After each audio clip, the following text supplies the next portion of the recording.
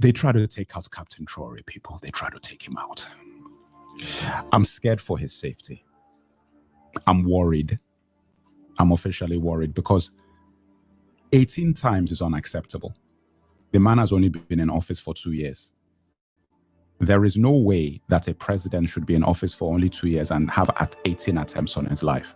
I actually have to start asking questions about the security services in Burkina Faso.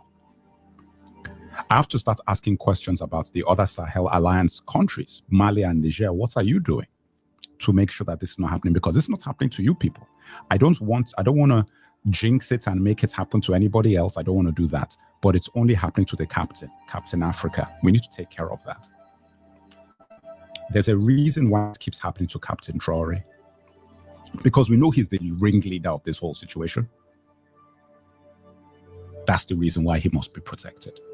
Because he's the driving force of what is happening with the liberation of West Africa and the Sahel region from neocolonialism. It's a fact. This is just real talk, people, because he's the man who's driving it with the master plan. And it rhymes. Listen, when a president has had 2 attempts on him, everything should get shaken up. 1 is too much, but 2, people get sacked, entire departments get gutted. That's what happens when it happens twice. 18 times? 18. That means that everybody's taking a shot. That's what it means. It means that everybody's taking a shot. This is unacceptable. We do not want to set a precedent that this is the way things go. This has to be stamped out and stamped out immediately. They said that it is a combination of insurgents and political opponents. Let me ask you, who are the political opponents of Captain Traore? What is it that Captain Traore is doing that there are actual political opponents who have any support against him when everything he's done has been incredible? This is whoever is coming in cannot have the best interests of Burkina Faso or Burkinabes at heart. You can't do, because everything he's doing is good for them. So whatever you're coming in with, what reason do you have? You see, whenever you hear that there are political opponents, usually you can see the fallibility in the incumbent leader. You can see the fallibility. You might not feel like the person deserves to be removed, but you can say, okay, this person is leaning this direction. The only argument you can have against Captain Traore right now is that he's anti-West. So you're trying to tell me that the political opponents who are trying to get him up out of there are pro-West? Is that what we're saying? Because that's got to be what we're saying. For me, when I see that 1-8, not 1, not 8, 18, heads have to roll. Or when I mean getting fired, not literally, but people needing to be removed from the department because somebody in that administration is working with these people. Somebody in there is an infiltrator, because there is no reason why this should be happening. They said that there was a firefight. They were trying to get into his residence. He had to be moved from his residence, and then they beat them in the firefight and so forth. Firefight? Guys, what are we doing? You mean that the other 17 times didn't prepare you for the 18th? This is ridiculous. And what is worrying me is that we don't want them to succeed. If they just keep trying, nah. Guys, you know what? Let me tell you this, and this is real talk now. We need to get all hands on deck as a community. We need to put this man more in the light. As I've said, the Watchmen of the Sahel playlist is now going to be on my channel. Anything to do with the Sahel Alliance, I'm going to be putting it in the Watchmen of the Sahel playlist. So you better be subscribed, because that's where I'm going to be putting it. This is not what my platform was supposed to be about. But as they say in life, you have a calling of what you're supposed to be doing. You've got to go with the flow. I'm doing African history true. I've got the true history of Africa series coming. I've got the Back to Africa handbook. It's ready to be released. I've got all of these things. I've got comic books, graphic novels, books, everything is coming. But there is fire on the mountain in the Sahel region. And we have to stand up and put the information out there to the community. So, see, When you bring things into the light, it's very hard to do it in the dark, or for them to do things in the dark, the skullduggery and the messed up stuff that is going on. We need to continue to highlight what this man is doing, how symbolic he is for African autonomy and Pan-African unity, and unity across the whole world for Black and African people. And the more you do that, the harder it is for things to happen to him, because people are keeping an eye. That is the reality of it, because there is no, this is unbelievable. We know that there have been at least 5. So even if there's lies about how many attempts, we know there's been 5, because those ones, at least the Western media reported on the 5. But we know that they're not going to report on all of them. So, guys, what are we doing here? We should, you know what, listen, I'm doing my best. I'm just one guy. I'm trying to, I go and I look for the information. As I said, I'm keeping an eye on the Sahel. That's the reason why I'm putting these videos out. This is not what my channel is really about, but I'm doing my part. So I'm willing to use my channel to do my part, to just keep a light on them, to make sure that guys know what's going on over there. Because Captain Traore must be protected at all costs. He must be protected at all costs. This is not, there's no compromise on that. Whatever it takes, that guy has to continue breathing for his full lifespan. Because you do not get people like that every day. That is a rare individual, especially out of Africa, especially West Africa. You don't get guys like that every day. Very rare. Once in a generation, in multiple generations. We haven't had a guy like this since like the 70s. Or the 80s, at least, early 80s. Come on, this is real. So you pray and you pray and you say, please send us a guy, somebody, and they drop off a guy for you just like that. And then you're going to half step and let harm come to him. Guys, no. I read this report. It sent a chill down my spine. I read this report. It sent a chill down my spine. 18 assassination attempts. 18 on one man in 2 years. Come on, guys. We've got to do better. We must do better than that. You guys really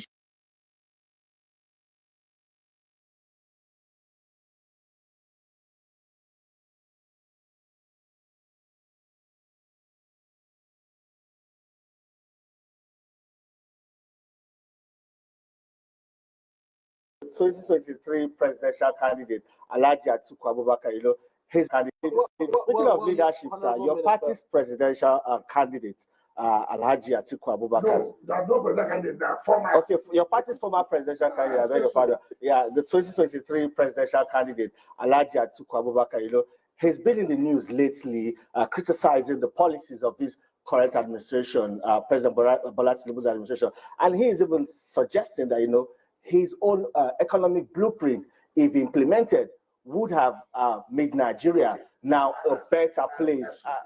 But no, I've not gotten to my question. He presented it to Nigerians. No, but what he is now saying is that he's presenting himself as a better alternative, of course, ahead of 2027 presidential election. Let me ask you one question. Did you not present this to Nigerians? Did Nigeria choose it? No. But there will be another chance. It doesn't matter. You're lobbying for that, the chance won't be there. Who to your party? At what age? So PDP will reject his candidacy. I can always talk about how can we use one man family is. I can't even be talking about it. Now let me also tell you how you know how people look at in America. It's not correct. I'm sure of you were opposed to Trump. I'm sure. Oh, he's this. He's a racist. He's this. He's that. I agree. What did the Americans do? What did they do? I chose their own. We are here crying, bothering ourselves. Americans are thinking of something else, different, for their own country, for the good of their own country. Made a decision. You have presented your blueprint. in 2023, Nigerians had you clear. Say, well, we thank you for this blueprint. It will not work. We will not support you. What do you expect him to say? Not to speak or not to criticize the government. Criticism does not mean that opposition is serious. If people criticize for criticizing's sake, not that you are working for it. Trump was not in government. He wants to come back to government. They went down to work with the Republicans. Listen, we want to take over government.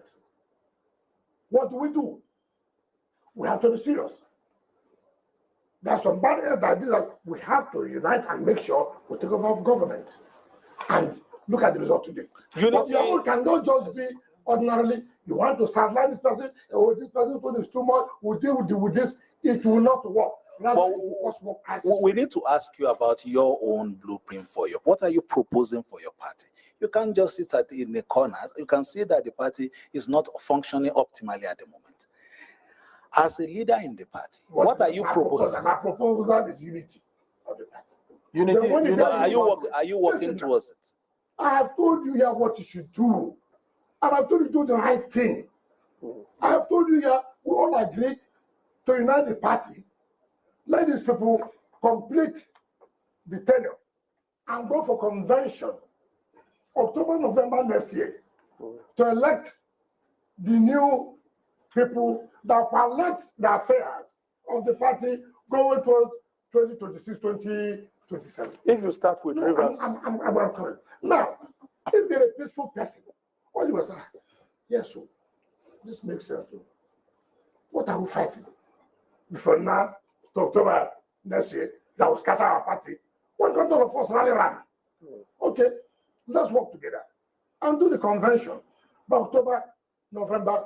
Produce the dress code that will champion our party for the next election. Rather, you're anticipating your energy on who will within this 1 year stay and begin to. I've never seen people like that. How does it work? Well, that's what I said. If you remove selfish interest and say, look, for the interest of this party, these people are already here. Convention is October, November. This tenure will end December next year. So why can't we? It's okay. Because we're opposition party. We want to build ourselves. Rather, you are saying, no, I won't agree. Let's divide the place. Let's divide it because he's talking to wicked. Unity. Don't you think if you show leadership by uniting the PDP in Rivers State, that will send signals to other members? PDP is united in Rivers. That's why even when you are stretched with a PDP governor that is in the state? It's not every governor. Some people have been governor and lost election. For Christ's sake. For Christ's sake.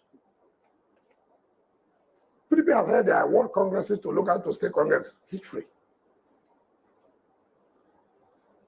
Do you want me to tell you all the moves that the governor has made?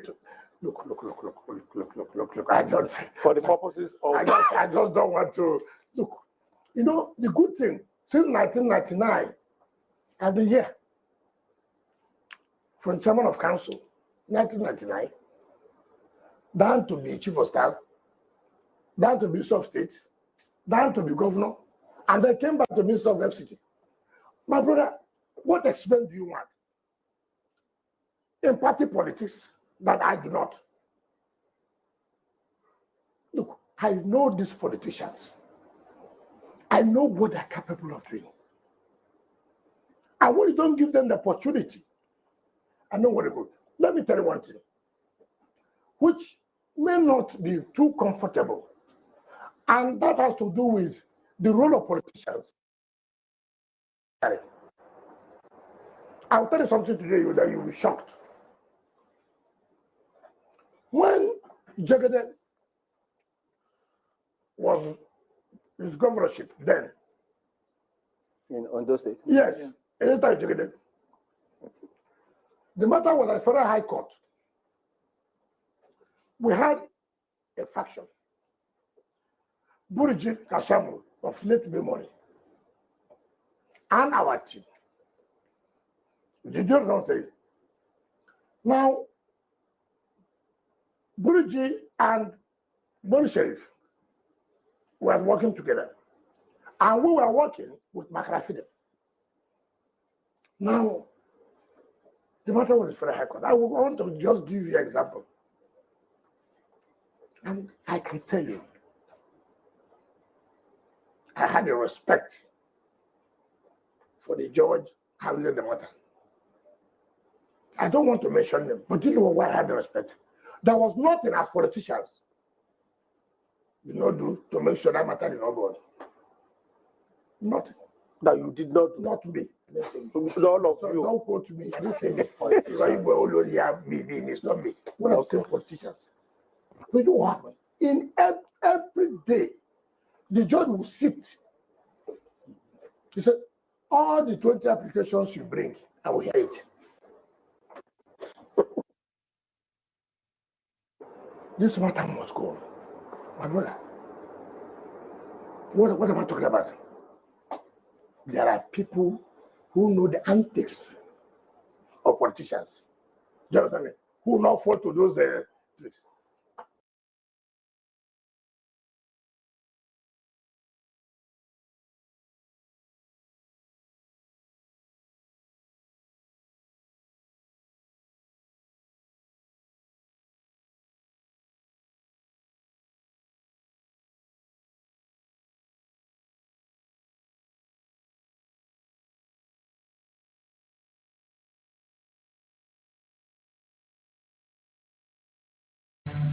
Hello and welcome to another evening of frank conversation here on Hard Copy, coming to you from our studios in Abuja. I'm Maukwe Ogunyusuf. On Monday this week, the president of the Court of Appeal, Justice Monica Dongban-Mensem, set up a special 3-member panel to look into all the appeals emanating from the River State political crisis. It's no news that the immediate past governor and minister of the FCT, Nyesom Wike, has been at odds with the current governor, Siminalayi Fubara, whom he had presented before the people as his most capable successor.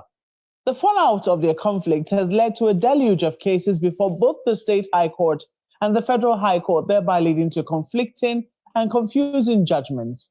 The Court of Appeal has now set up this special panel to streamline and expedite resolutions to the mounting number of cases making their way to the Court of Appeal. Now, while this is commendable, many wonder if a judicial resolution is what both parties need to bring an end to the crisis in the state. Given that court judgments are usually given in favor of one party against the other, can the political crisis in Rivers be brought to an end by judicial pronouncements, even if they emanate from the highest court in the land? On Hard Copy tonight, I speak with George Kobani, who's a security professional from Rivers State. He and other fellow security professionals have been advocating for an end to the Rivers crisis, highlighting the damage they believe is causing the economy of the state. George Kobani, welcome to Hard Copy. Martha, thank you. Glad to be here. I want to quickly run through, some of the recent events that have happened over the last 2 weeks that, you might want to comment on. Let's take a look at this. The ruling of the Federal High Court barring the disbursal of any more funds to the state based on what it terms illegitimate budget, fake news suggesting that the governor had shut down oil companies in the state, the setting up of a special panel, the special panel at the Court of Appeal, and a media chat by the former governor. Some people say the Rivers is always in the news. It's always in the news. You hear one thing or the other, one day or another. I'm just wondering whether you think that this Court of Appeal, this special panel from the Court of Appeal, can actually put an end to what we witnessed in Rivers so far. Yeah, Mark. So that's our hope. That's our expectations as a citizen of River State, as an indigenous of River State, and as a security professional with an economics background. I'm very, very concerned, and not just me. Other River security professionals, other ordinary citizens of River State are really concerned about the fact that the continued political conflict in River State is having significant amount of damage on River State economy. It's having a significant impact on the investment climate in the state. As I once used to work with the former chief economic advisor to the president, Dr. Magnus Paco. And at that time, he used to say something, and he always said that capital is a coward. And what this means is that capital does not thrive and does not like to stay in an environment where there's uncertainty, where there's instability, and where there's too much conflict. So just by the fact that we have River State is in the news for all the unfavorable reasons is quite unfortunate. It's quite sad, and we wish River State was in the news. We wish we're hearing that there's a new port in River State. We wish we're hearing there's a new shipbuilding facility in River State. I wish we're hearing we're adding megawatts to the grid from River State's power generation. That's the kind of news I would rather have in River State. So that's the basis for our concern as River State professionals, that this is not good for investment in the state. Now, in terms of, we hope that, like you said, Malpe, there's a number of judicial cases in several courts at several jurisdictions. And, I'm not a lawyer. I'm not in the legal profession in any way, but I know that can't certainly be good for investment. That certainly can be good for uncertainty. You've said quite a number of things. You've talked about, capital fleeing in the face of conflict. It's a coward. And some people will say, well, that's the same thing that, has been said about Nigeria, when people talk about, the place being a very risky place to do business and the capital will flee being a coward. But, we've seen companies that are willing to take the risk and they know that the return on investment has been, very worth the risk. So some people will say the same thing about Rivers. I'm sure if you were to speak with the governor today, he will say there's nothing wrong with his state. Those who are doing business are doing just fine. So, precisely at the risk of indicting professionals in my own field, would we say, is it that perhaps what has been in the news is what newsmen believe will sell rather than the true situation of what is on the ground in the state? That's a very good point, Amalpe. And while River State, as well as Nigeria as a whole, may not rank favorably in terms of these indicators, political risk, there will be some companies, there will be some swashbuckling entrepreneurs that might be willing to take the risk to invest in Nigeria. But then again, you have to realize that Nigeria is competing with the rest of the globe. We're competing for capital. We're competing for human talent. We're competing for relevance. So look, for example, Lampe, you as a young IT professional would never consider going to River State or Port Harcourt to work, even as a Nigerian. Even within Nigeria, River State doesn't have a fantastic reputation. Talent is so important now in the scheme of things today.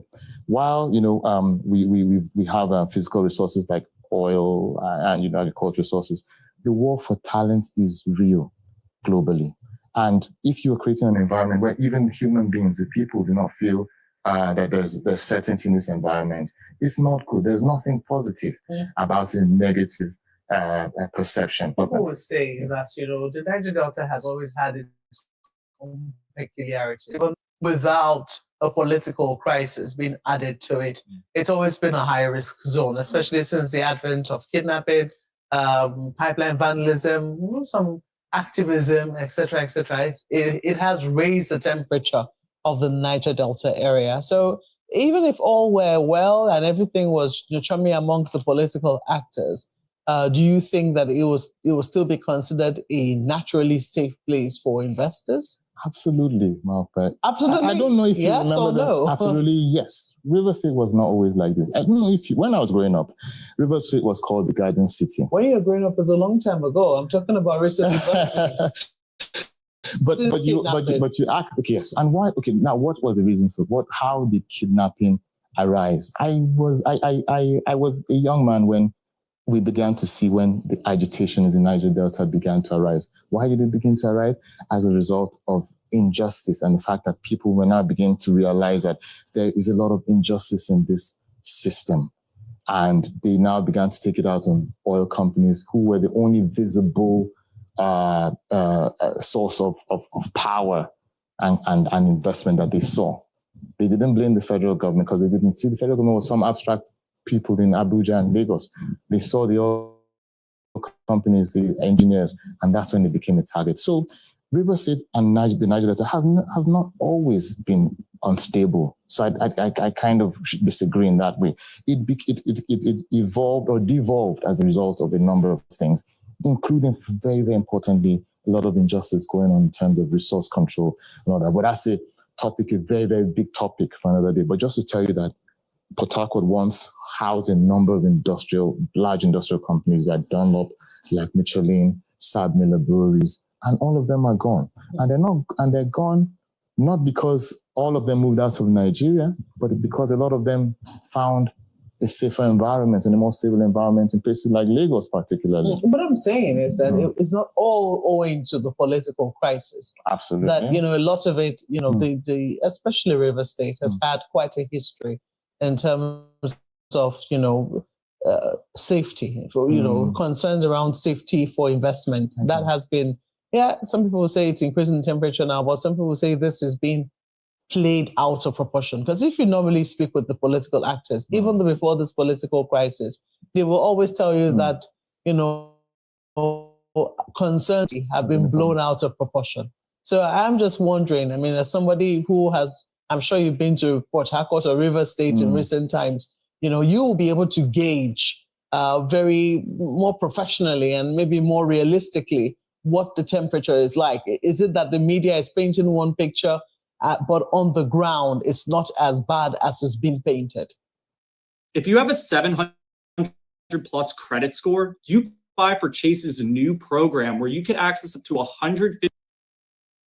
Okay, so Martha, I wouldn't say, I'm not in any way demarcating the state to say things are so bad that, people are thriving in River State. There are businesses that are still ongoing in River State, but we can do 10x what we're doing right now, given a stable, a more stable environment. Now, let me just do some comparison between Lagos State and River State. Lagos State, as the largest economy in Nigeria, is a 41 trillion naira economy. River State, which is the second largest, is an 8 trillion naira economy. 5 times. Let that sink in my mouth. There's a reason for that. There's a reason for that. And the reason is Lagos is a better investment destination. Why is Lagos a better investment destination? Because of stability of policy, because of presence of security, because of continuity of government. And these are things that River State needs to begin to bake in, needs to begin to develop before we can become as competitive as Lagos. Because all the factors, Marpe, are similar. It's a port state with access to the open waters. There's opportunity for agriculture. There's opportunity for maritime. There's fantastic opportunity for even the entertainment and the arts in River State. There was a time, Marpe, I knew that there people used to go to Port Harcourt to have a good time. They used to travel from Lagos. It's not that long ago that used to happen. So that's not happening anymore. That's not happening anymore because it's now. And let me be clear, River State is not, if you go to Port Harcourt today, it's not a place where you're seeing that there are shootouts or anything ongoing. It's not like that. It's just that there's a sense of despondence, there's a sense of dullness about the whole, because of uncertainty. Yeah, people say that's all over the country. That's a sense of despondence. It's all over the country. If you were to take a look at the current economic situation, which is prevalent all over the country, you might understand why rivers might be particularly so. I must agree with you that there's a general sense of despondency, but River State particularly so. And I'm not saying it because it's my state, but I travel extensively between Port Harcourt, between Abuja, which I am at the moment, and between Lagos. And you see Lagos is a place where there is still vibrancy, there's still hope. Yeah, Lagos people complain about, how things are, but they get on with it. Abuja is a different kind of dynamic, but Port Harcourt, there is a sense of despondency. This is where I'm from. I still have family there. My folks are still there. And I can tell you that sense of despondency has increased in parallel with the increasing political uncertainty. And we need to remove that political uncertainty for us to be able to thrive. So while you're advocating this, and some people say, oh, well, that's a very good advocacy. who doesn't want peace? Everyone wants peace. But the question is, where are you taking this advocacy? Are you speaking with the political actors involved? Have they been, if you are, have they been receptive to what it is that you have had to say to them? Well, yes, in terms of speaking, because so Rivers State Police is not a very big place in terms of the fact that everyone knows everyone. And you see this conflict that they're having. These are people that have known each other for decades. As you well know, the current governor, His Excellency Simfuba, he's a political godson of the governor. This is something that they are being spoken to on a very regular basis by the same people that brought them to where they are today. So yes, I think they're hearing both sides of the argument, and yes, people are appealing to both of them to sheathe their swords and find the middle ground for sake of the state. You don't think it's gone too far? Because in the initial days when this conflict started, we saw attempts, even by the president, no less than the president, to invite all the parties concerned, to have a meeting and come up with a resolution. And we saw that resolution. And indeed, we saw the governor go back and he said, no price is too big for peace in the state. But shortly afterwards, it was seen that things tumbled and went downhill. We heard people in River State dissatisfied, groups quite loud, dissatisfied with what the president had brokered between both parties. And it was seen that, since that time, there has been all efforts to, command peace has been unsuccessful. So in your own estimation, where precisely did things go wrong? And do you think that there can be peace without a sense of justice in River State? Okay.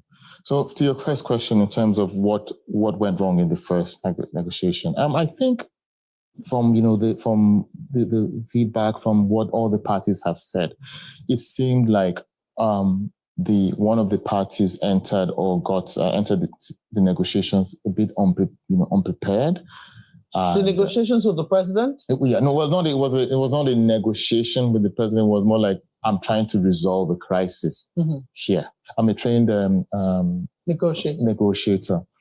And you see that for a negotiation or for an agreement to be sustainable, both parties have to have met somewhere in the middle ground that makes sense for both people. Do you think the first agreement was not a middle ground negotiation? It didn't seem as if it was. What did you disagree with there? Lots of there are a number of details about it. And the thing is that if I are very, very specific, I never saw where these things were written down in black and white. So it may be difficult for me to say this wasn't. But it seemed like from the current governor's utterances, it seems as if even after the end of the negotiation, both parties did not stick to the post-negotiation agreements. Like I said, it'd be difficult for me. I'm not a politician, and I'm not a legal professional. So for me to speak about the specifics of it, but it was very clear that it seemed as if there was some dissatisfaction after that negotiation process. Do you think another... And you can't stop negotiating. No, I say this again, that there's nothing at all, absolutely nothing wrong with us coming back to the table and saying, let's give this another shot. Let's give this another go. Because, this other discussion didn't really go the way we should have gone. In business, it's possible. In politics, it's possible. Even at home, Mark, it's a continuous process of shifting ground and when new facts emerge. So I think there's nothing wrong with trying to come back and negotiating something that makes sense for everyone. When you started this conversation, you came up with the instance of Lagos State. You compared Rivers with Lagos State. And part of the reason you cited for the success that Lagos seems to have made of its economy is the political stability of the state. And some people will say, well, that didn't come, easy. It came, it hasn't come without opposition. The political stability that you say Lagos has enjoyed and the continuity, by the president. Absolutely. Who has been literal godfather in the APC. They used to call the leader of the APC before and there was no such position, or there is even still no such position within the constitution of the APC. And it would seem that every other attempt, for anybody to try and assumed such a position has been met with very stiff opposition in any other state. So do you think that sometimes when people get into office, and we've seen this over and over again, the fallouts between political godfathers and their godsons, we see it over and over again. And we see a total deviation. And it's not good. So there are consequences as a result of that. So do you think that perhaps it needs to be a more, I don't know where to put it now, because some people say it's a very tricky line to draw between being taken advantage of and what is actually for the good overall development of the state. Yes. Okay, so it's a fantastic point you raise. The point about Lagos is that even in that level of continuity of the state, there is still democracy. There's still internal democracy. The choice of successors, subsequent successors in Lagos State, as you can see, it's competitive, and it's not been smooth sailing in Lagos State. You know what I'm saying? As in people, the last governor before the current governor did not have, was not an automatic shoo-in for him. So even within that structure of continuity, as we call it, there's still internal democracy. There is dissent. There is but there's negotiation. There's exchange. There's people giving and taking. I'll give you an example. So China is a one-party country, and a lot of people say there's no democracy, there, and it's actually not the case. There's a lot of internal democracy in that party. For you to rise to positions of relevance in a single party's state or a single party country, you have to have capacity. You have to be, there's a lot of give and take. So there is democracy even in that process that you see in Lagos State. It may look as if it's some Chinese situation, but it's not. And I'm sure politicians in Lagos State will tell you that it's not a situation where one person is dictating everything. Yeah, that's what I'm saying. So at the end of the day, do you think that this is something that River State should, yes. Yes. So I also say that we need to develop a higher level of political maturity in the Niger Delta, not just River State, where sometimes you have to shield your own personal ambitions in the interest of the greater good. And I'm saying this from both sides of the arguments. None of the two. For both sides, there has to be the realization that let's do this in the interest of the state. Continuity of policy, continuity of development is important, but then again, there's also the fairness of it. Well, you have suggested before now that President Tinubu might need to wade in again.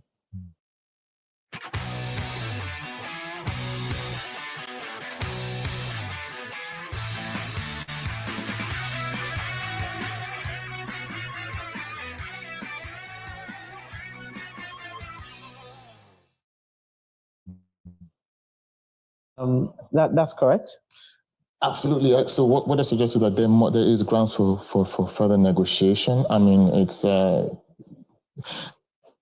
president has many things to do and many things to face. So it's not a call at all. I'm not in any position to call for such a thing. But even if it's like a committee, a body of respected people who both parties will respect. And, the eminent personalities from River State, the eminent personalities from many parts of Nigeria who could get together and be given a mandate to resolve this thing. It's been done many times in our past, where it's been done within political parties, even in the PDP. They're both members of the PDP, and respectfully, the PDP has done this in the past.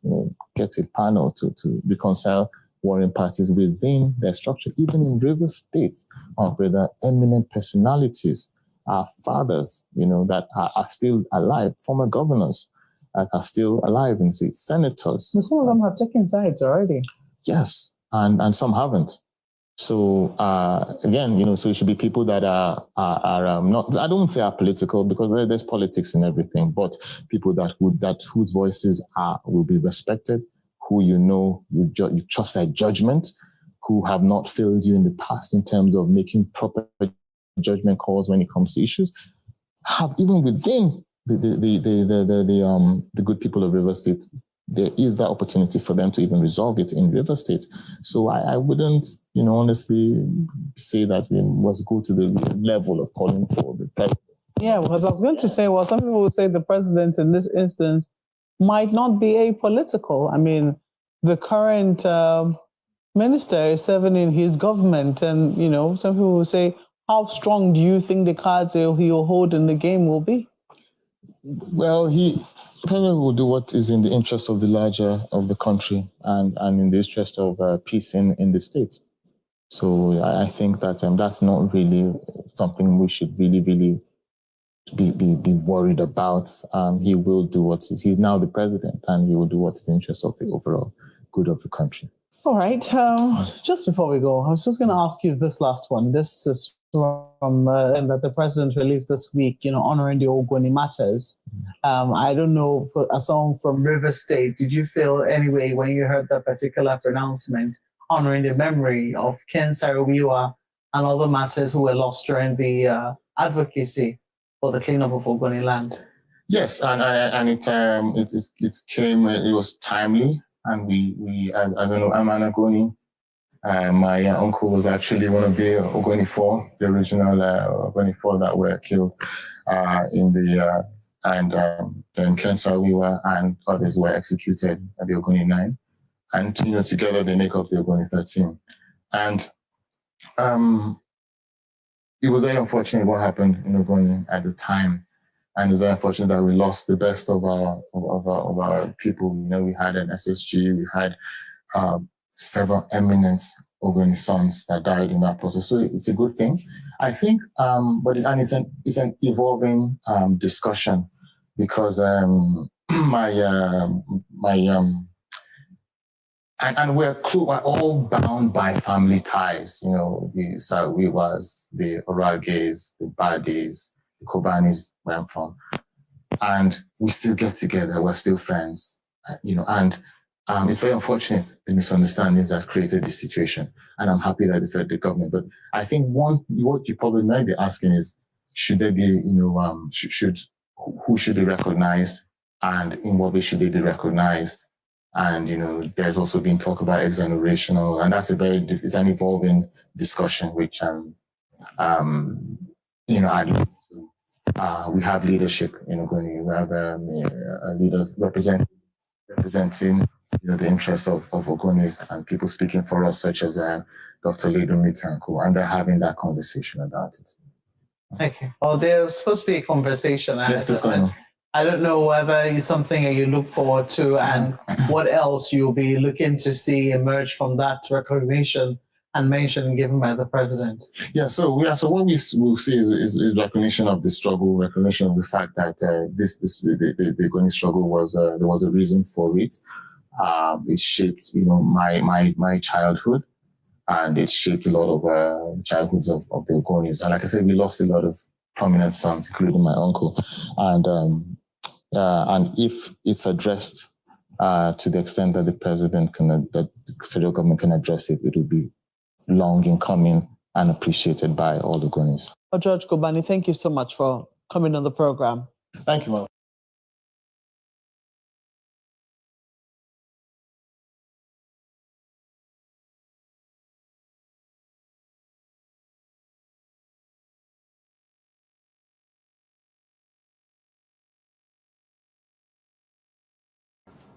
On that day, it was the constitutional conference elections that were being held, and there were rules. Ken Saro-Wiwa is from Kana constituency in Ogoni, while we are from Gokana. And he wouldn't keep to the rules because he was campaigning, going about promoting the usual propaganda that all the elites in Ogoni were vultures. And so he got into Gokana on that day, and then the police stopped him and said, "You're not supposed to be here. Go back." Before you knew it, there was a large crowd around, and he addressed them. My father was in a meeting where they were holding a meeting in Gokana to, address the issue of the conflicts that are on, and also to, honor one who had been made a commissioner in the government at that time. And Sariwa said to the young men there, go to Jonko in Gokana, that the vultures are there sharing money given to them by Shell and the government. But the truth about it is that they needed that mob to be there. It had been planned. And he was the mastermind. He had the head of the NICOP, which was the militant wing of Mossop, led by Goodluck Debo. Goodluck Debo ran away from Rivers State after the killings, went through Cotonou, through the refugee program, because they are very good at lies. These are people who peddle lies. Now he's in Canada. Maybe one day when he comes in here, we'll have to try him for the murder. And that's the truth. They can't just keep on. We want peace in Ogoni. You can't keep on peddling lies. It's very simple. Be remorseful about what you have done. I was an eyewitness. I was at the scene of this crime. Yes, I'm curious to hear what you saw, because you mentioned that you were an eyewitness. I mean, you mentioned that to me before you came on air. Yes. Tell us what you saw and how you've been dealing with what you saw. It's difficult because it's like 30 years plus now, when my father and his friends, Chief Edward Kubani, Chief Samuel Arage, and Chief Theophilus Arage were butchered. They were actually butchered. We didn't have their bodies till now. And I was in the house. I had a terrible dream that morning that he was going to die at 5 a.m. So, but I didn't sleep at home. So I quickly rushed. It was a sanitation day, 21st of May, 1994, sanitation day. And so I wanted to go, but you can't move. So I waited till 10 a.m. to get to the house. When I got to the house, he had already gone for the meeting. So I just relaxed and I was at home. Then it wasn't quite about an hour or so, the driver came and said, Oga has been beaten. He's from Akwa Ibom, one Victor. He said, Oga is being beaten. I said, what do you mean? It now occurred to me, because my father has been talking to me over time. Sariwa wants to take my life. He has been telling me. He has been telling us, telling my mom. You know? And he now said, Oga is being beaten. There's blood all over his face. And I said, then what are you doing here? How can you leave him? He said, it was too much for him. He had to step aside. So I quickly ran, got to the commissioner of police, who took me to the government house. I met with the Milad, Dauda Musakomo, who quickly called the brigade commander at Bori Camp, and they assisted me with some security men to Gokana.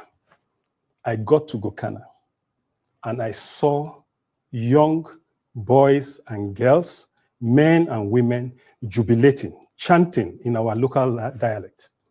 We have killed the vultures. We have killed the vultures today. They were all chanting. Okotimu was not there. There was some, I can't remember his name, that was in charge. And then what we did was to move towards the palace of the Gbenemene, which is the king of Gokana, where the meeting was being held. We got there, and I saw Alhaji Kobani, he's late now, and Chief Francis Pai in the shrine. Apparently, my own dad, he didn't believe in all those kind of things. He was running to the Methodist church in Gokana to take refuge there when he was intercepted. A woman tried to put him in her house, her hut, to save him. But they quickly came there and threatened to kill the woman. And when he heard it, he stepped out. And then that's when he started receiving his beating. He was asthmatic. He tried to use his inhaler. No, they thought it was a device to get in touch with the police. And they beat him, butchered him.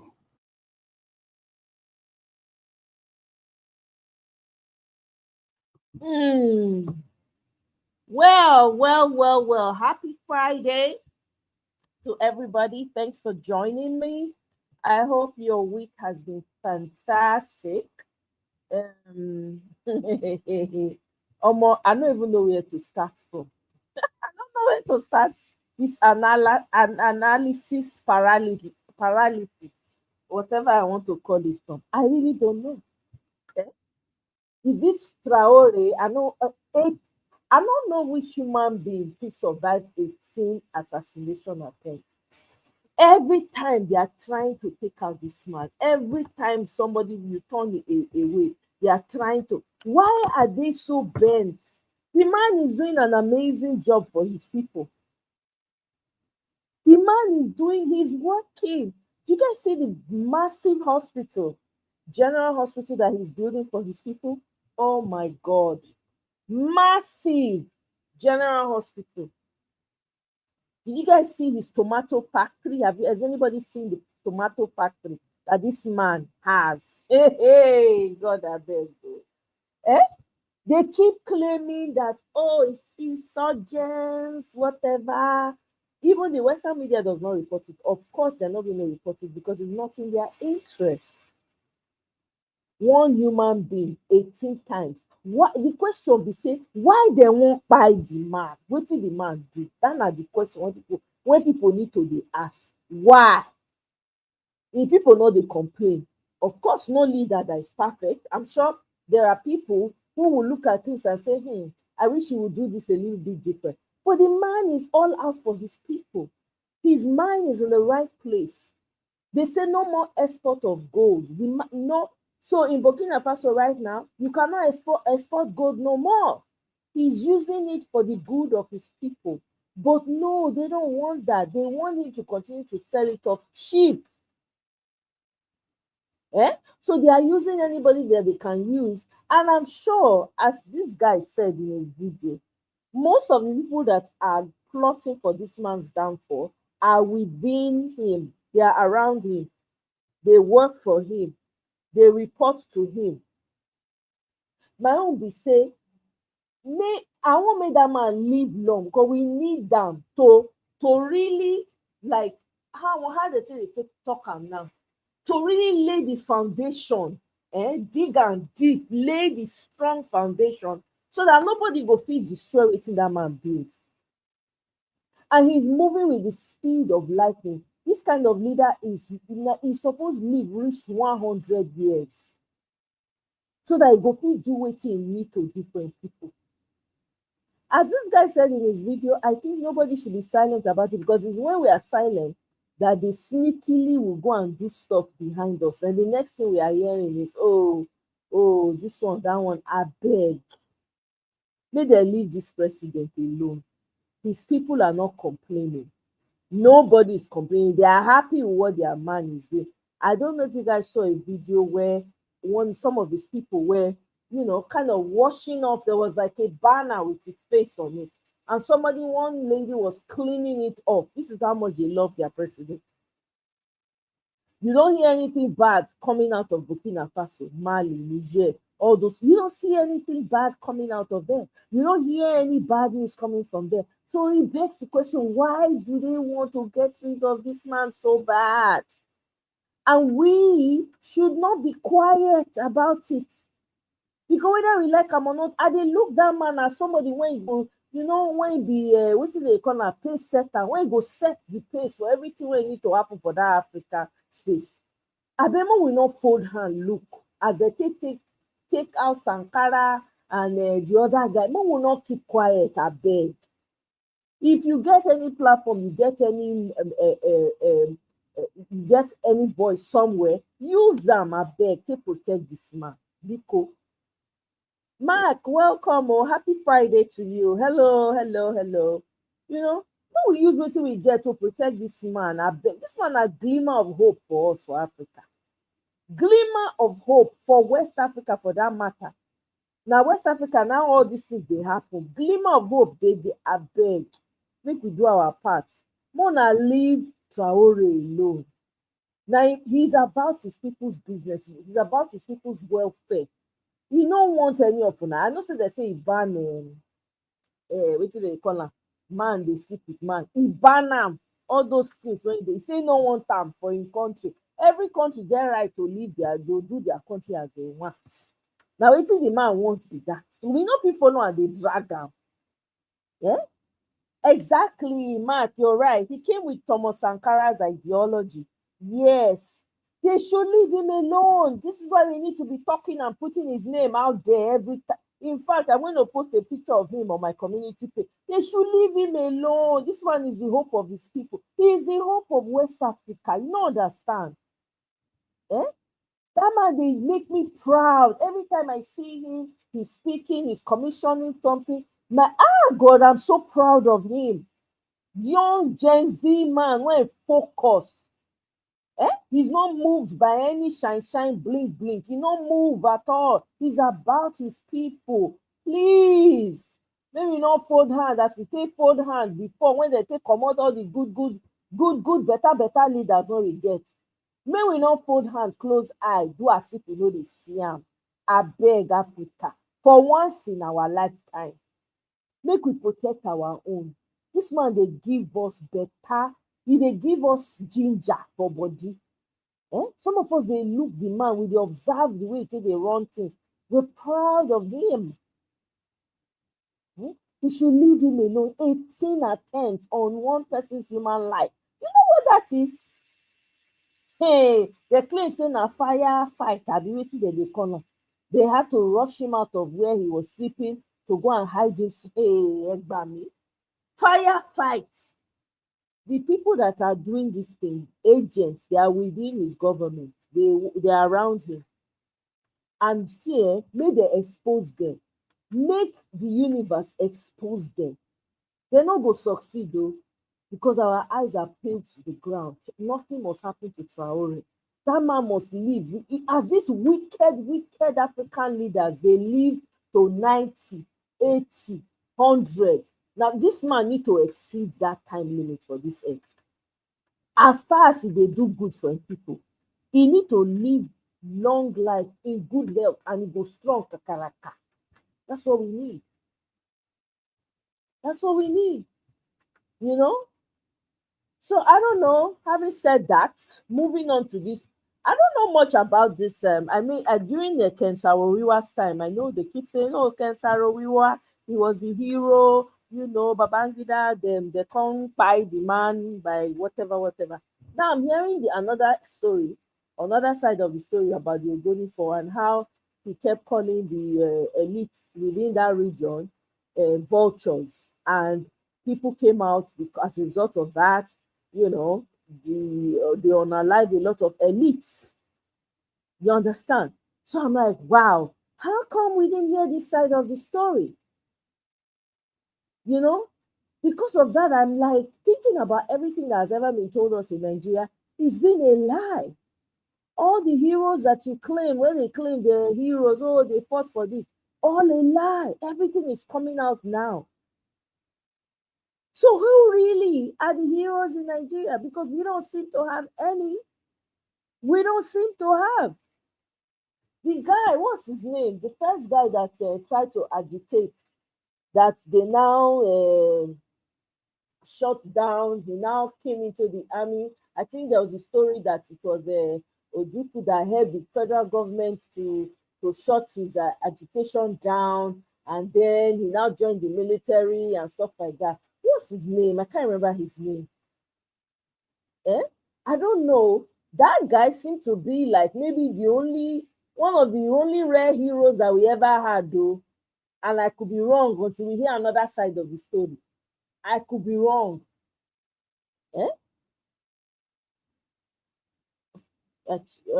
He knows better and he's smart. You see him always, yeah, he knows better, but you know, sometimes you can't always be on guard. I mean, I guess that's why he has people around him, right? I guess you can say that's why he has all these people around him protecting him and all of that. You know, he's always like, you know, people around him are always like protecting him and stuff. Even though he has bulletproof and all of that, but almost you still can't trust these people. Yeah, you still cannot trust them. For somebody to be trying to make attempt on one person's life, that means he's doing such a fantastic job for his people. France is so angry that they don't have access anymore. They pain them. In my opinion, it has to do more to do with the Western that wants to take him out, not particular. Yeah, of course, it's not his people, right? It's not his people that want to, but you know, you and I know, they will use his people, they'll use one or two of the people planted inside. And out of all the attempts that they have made, most of them have come from within his circle. He's had to fire a few people. He's had to get rid of some of the people. They will use some of, just like we have a president now that's an asset. Nobody's life in Nigeria is safe because all they need to do is just call him and say, hey, you there, oh yeah, we want this, we want that. The guy go say how high, he go jump because now they put him for there. You know? Yeah, Dakaboro, that's it. That's his name. Thank you very much for reminding me. You know, he was the first person, at least recorded, that tried this agitation thing. In the end, right, it was squashed. I don't know until maybe an opposing story comes out. He seemed to be the only legit hero that we really had. Unfortunately, you know, unfortunately, it seemed to be because every other leader that has emerged from Nigeria, they seem to always be concerned about their own tribe.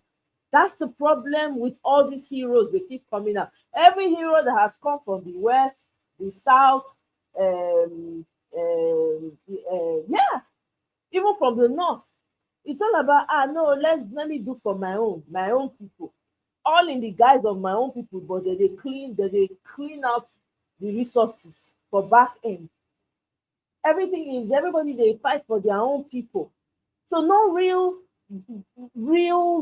person when come out, okay, no, we will do it for the entire country. We do it for entire. Maybe I heard he said Nnamdi Azikiwe was a nationalist, and that's why they didn't like him because he was trying to bring them. Maybe he's the only other one. I don't know if I want to call him a hero though, because he had maybe that was his ideology and he wanted to find a way to unify, because you're unifying the country for whose purpose, for whose pockets. You understand? Like, okay, you want the nationalist idea. At the end of the day, all the resources now the masters they go to, the colonialists they go. So why you want unify the society when you know say the money will go the enter and inside other people pocket they go? I don't know. Sorry, Nigerian heroes are almost. I'm serious, so I'm not sure. Say we not get heroes from Nigeria, like other places. The Thomas, when people they talk about Thomas Sankara, who was the other one? Patrice Lumumba. What's the other one's name again now? I keep forgetting his name. All those people, we don't have any like that in Nigeria. I'm sorry. We not get.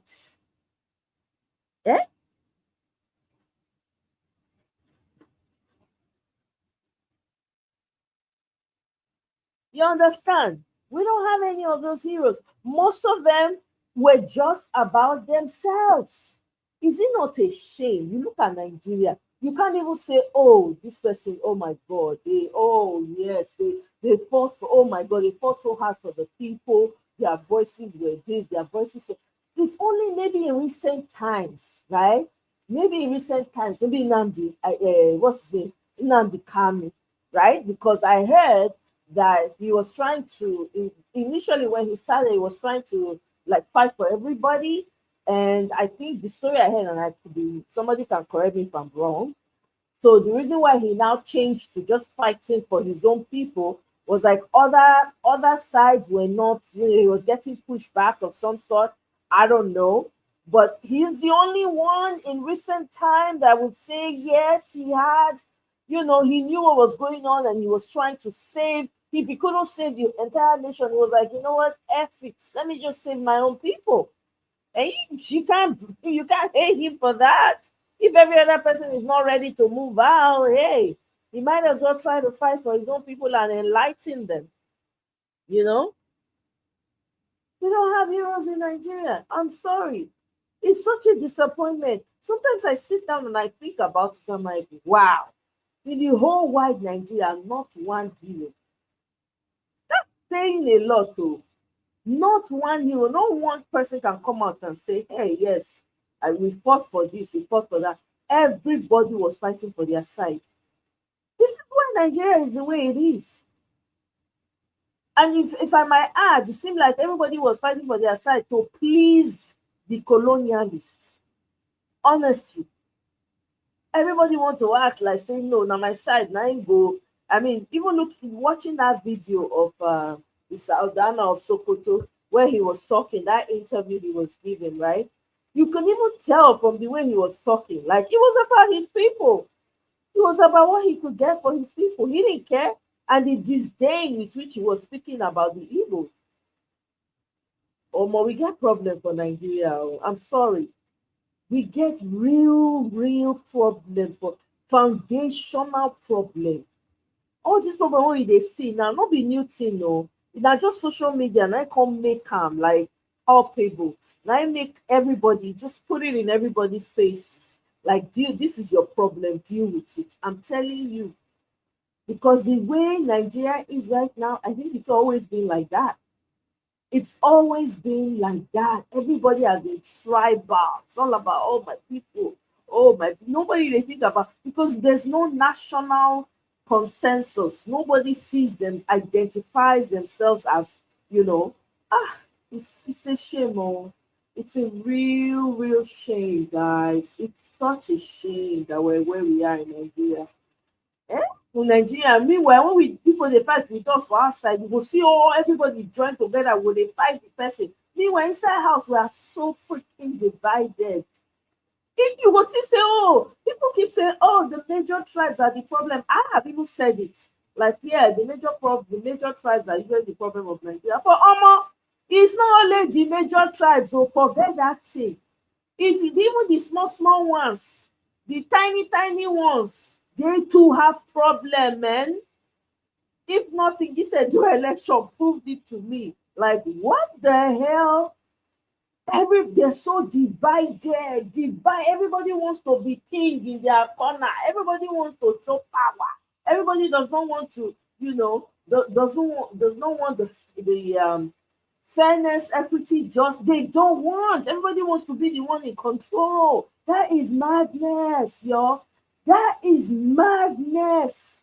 When you think about it, the people, our brothers and sisters, when they back home come up for our country, come here, they know they see themselves as tribes. Now maybe they think get one unified voice. Now they see themselves as the tone of their skin, right? Now maybe they think get one voice when it comes to things that matter.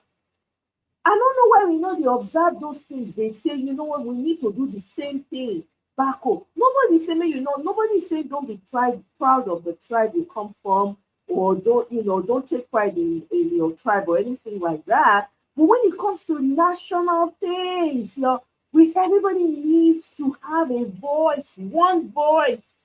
We don't have it. We do not have it. I, for one, used to feel like, the major tribes, oh my God, they always stay until state election arose. I say, wow. No kidding. Is this how we want to move the society forward? There's no way you can move forward like that. Especially when you're not being fair, when you're not being just, when you're trying to take advantage because you feel like, oh yeah, I have this, I have that, so therefore no, it doesn't work like that. It does not work like that. Anybody that feels, like they're being what's it called? They're not being given opportunities. They are going to agitate. They will agitate. There's nothing you can do about it. It's human nature.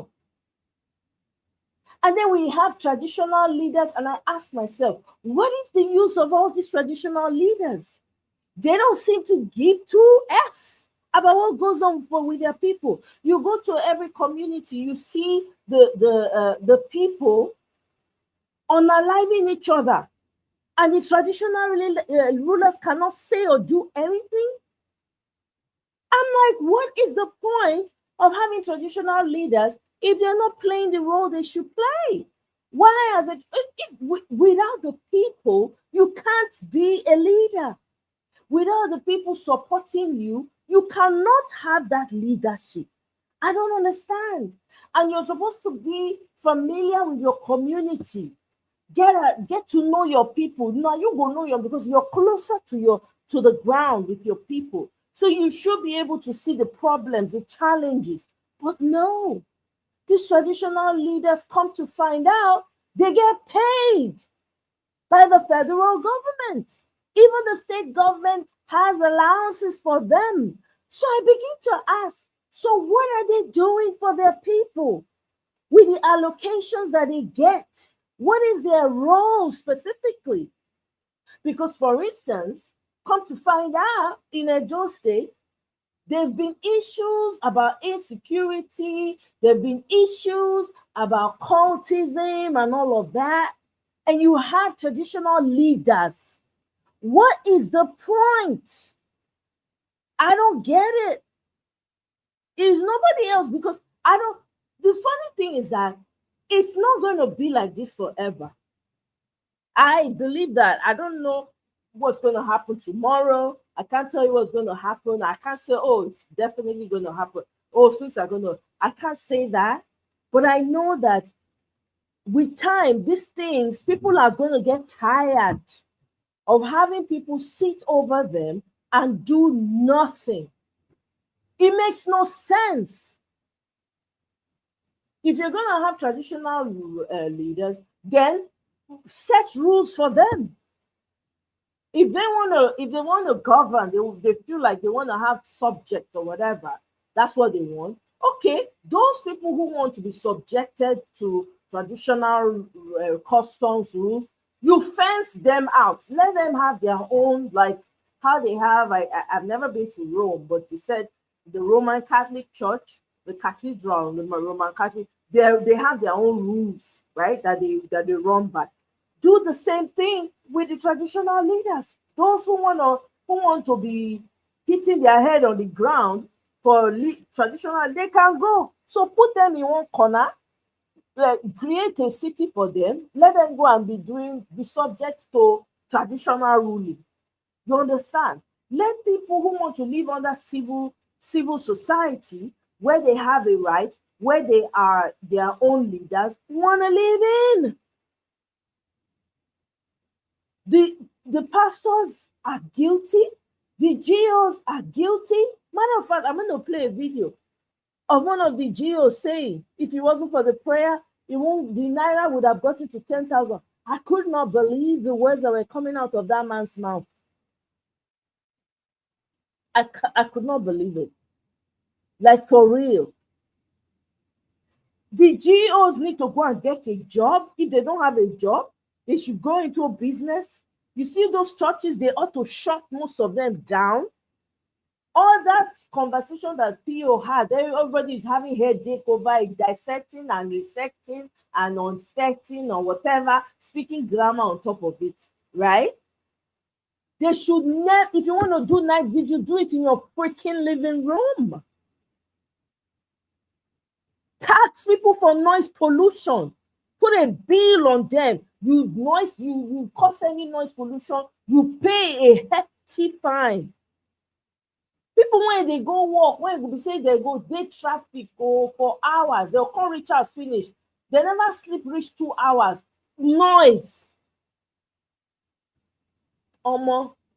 We have a long way to go in Nigeria, guys.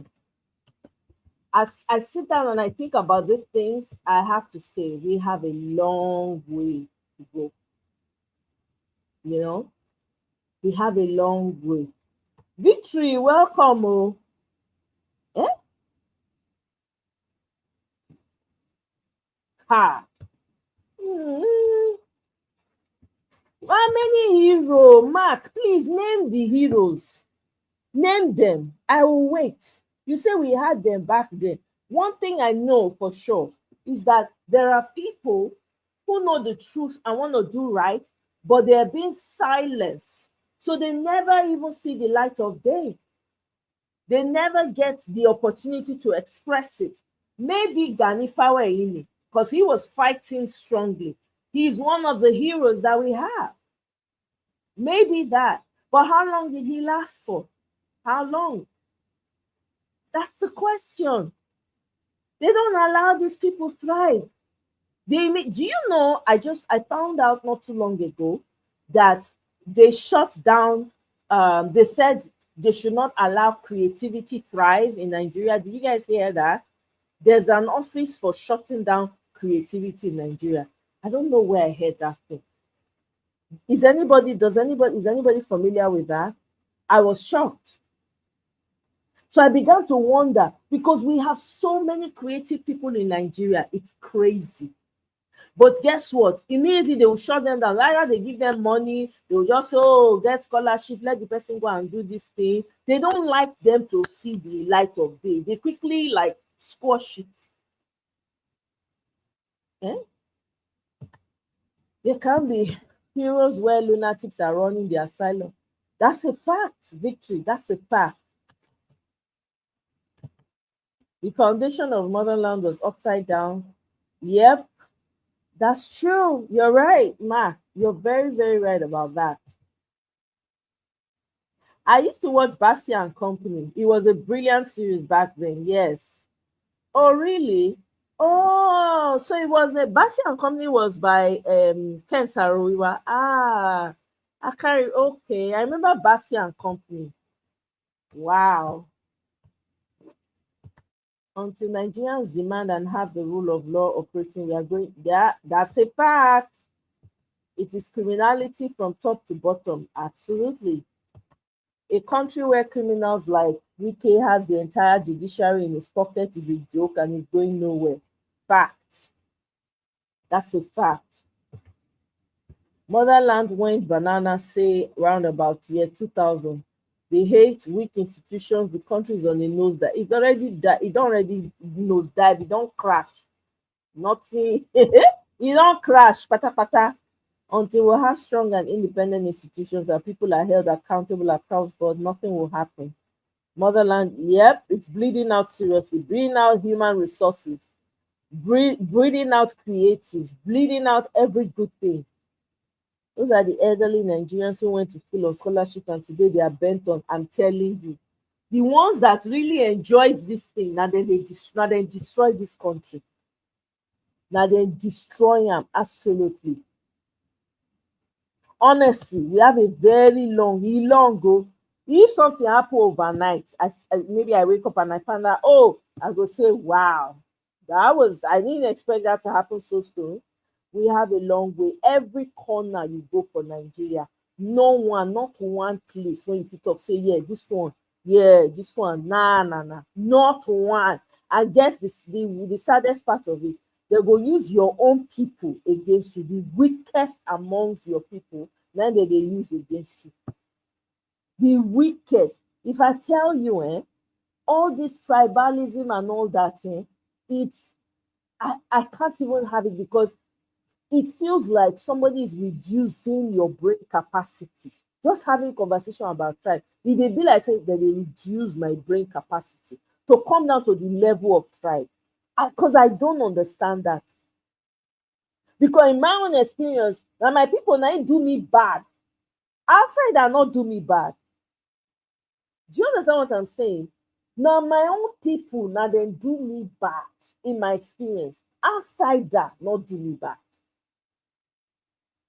I don't have a problem with any person from Nigeria apart from my own people. That you understand what I'm saying? It's crazy. It shows you how messed up this whole nonsense is. I had to delete my profile on Twitter, because Twitter has become a I don't know. I think it's always been a toxic, because I've always used to hear about it from people who were on Twitter, how toxic it was. But I decided during this bit of this thing, right, because of violence, and it was BBMJ that actually introduced me to it. She was like, oh, Twitter. I'm like, okay, let me go check it out. Man, it's crazy. The tribalism that is thriving on that app is enough to set an entire continent ablaze. I'm telling you. They argue about the most insignificant things. Hold spaces about the most insignificant. You can't even have your own.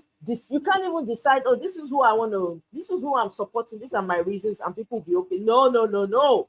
They want you to think like they do. They want you to run the way. It's crazy to me. I can't function like that. I just deleted my app. I'm like, damn, I didn't know it was this bad.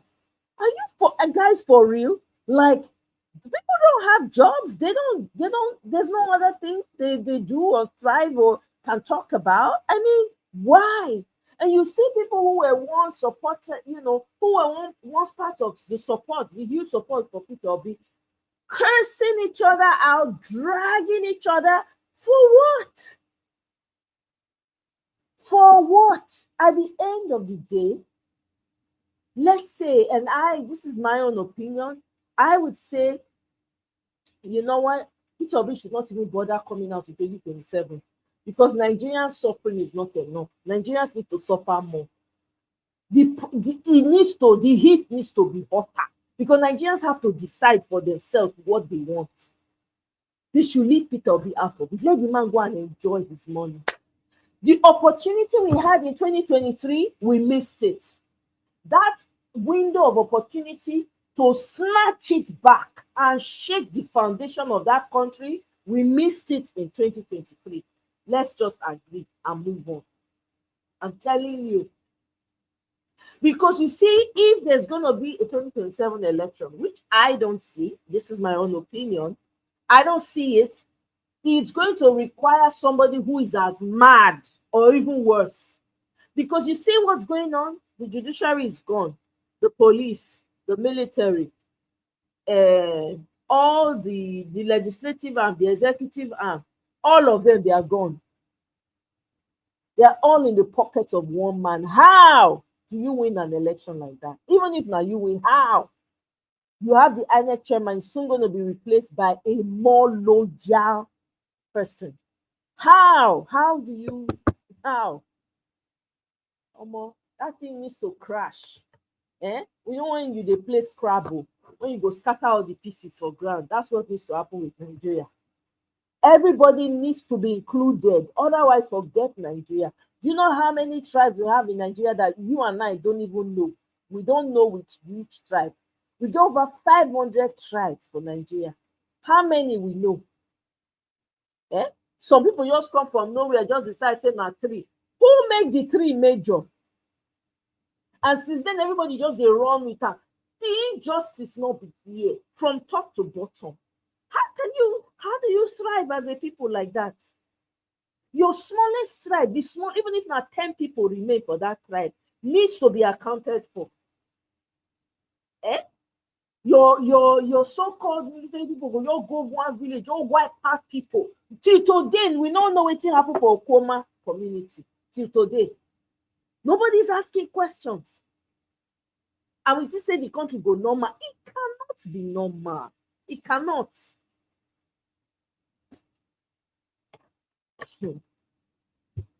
Hunger and Che Banza knows no tribe. I'm telling you, he doesn't. Let's continue to write towards the issues. We know the problems and we know what to do to solve, but let's go. Exactly. Let's continue to run around like, chickens with no heads. Yeah, very well said, Victory. Way back, FGC worry. Get students of the Northeast.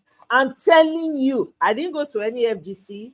I tried to, but my dad didn't want me to go outside of the home.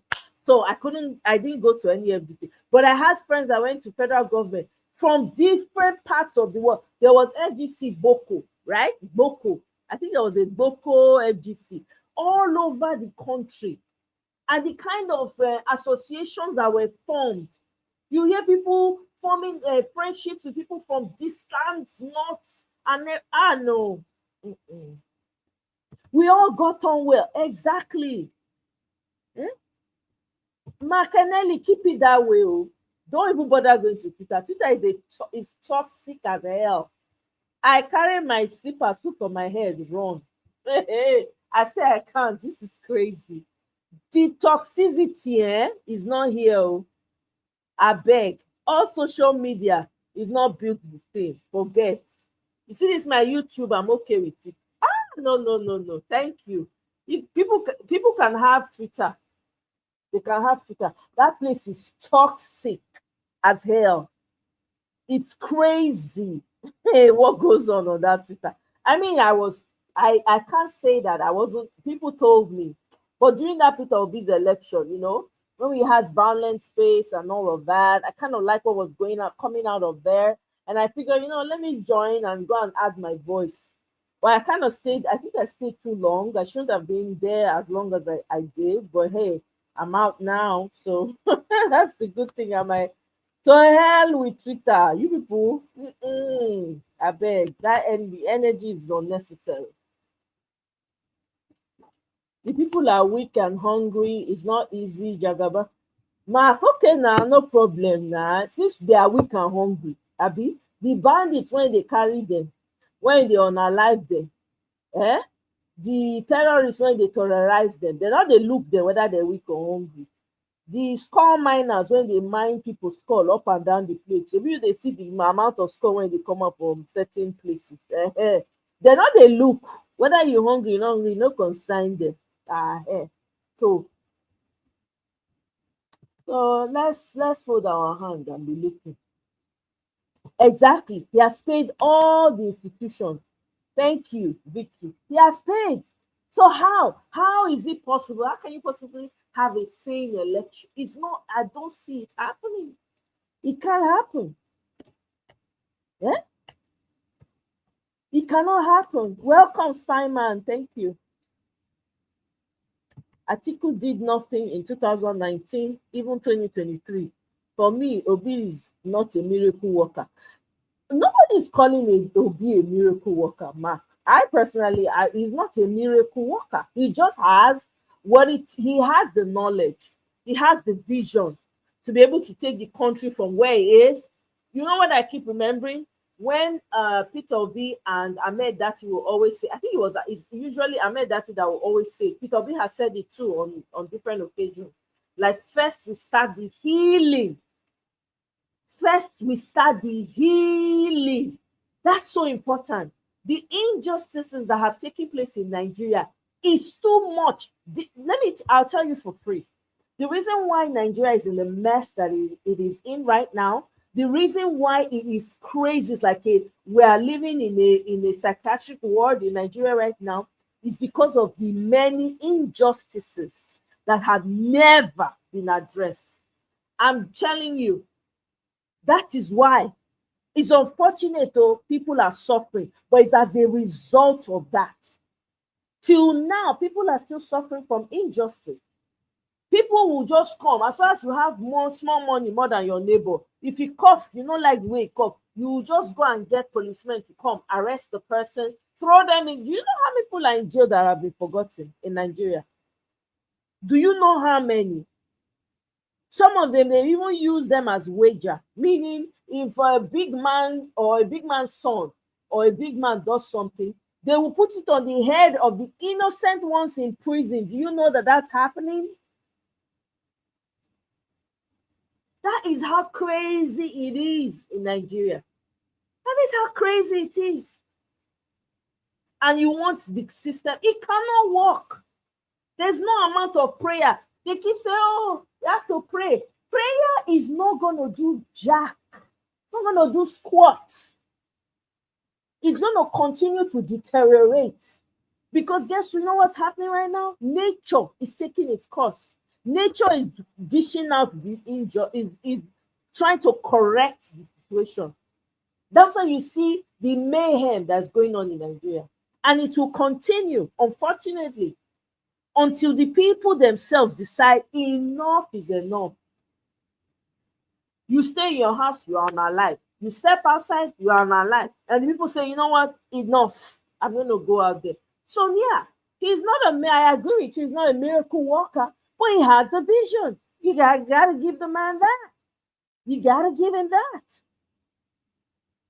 You have to give it to him. He has the vision. My own opinion is, like I said, I don't see a 2027 election.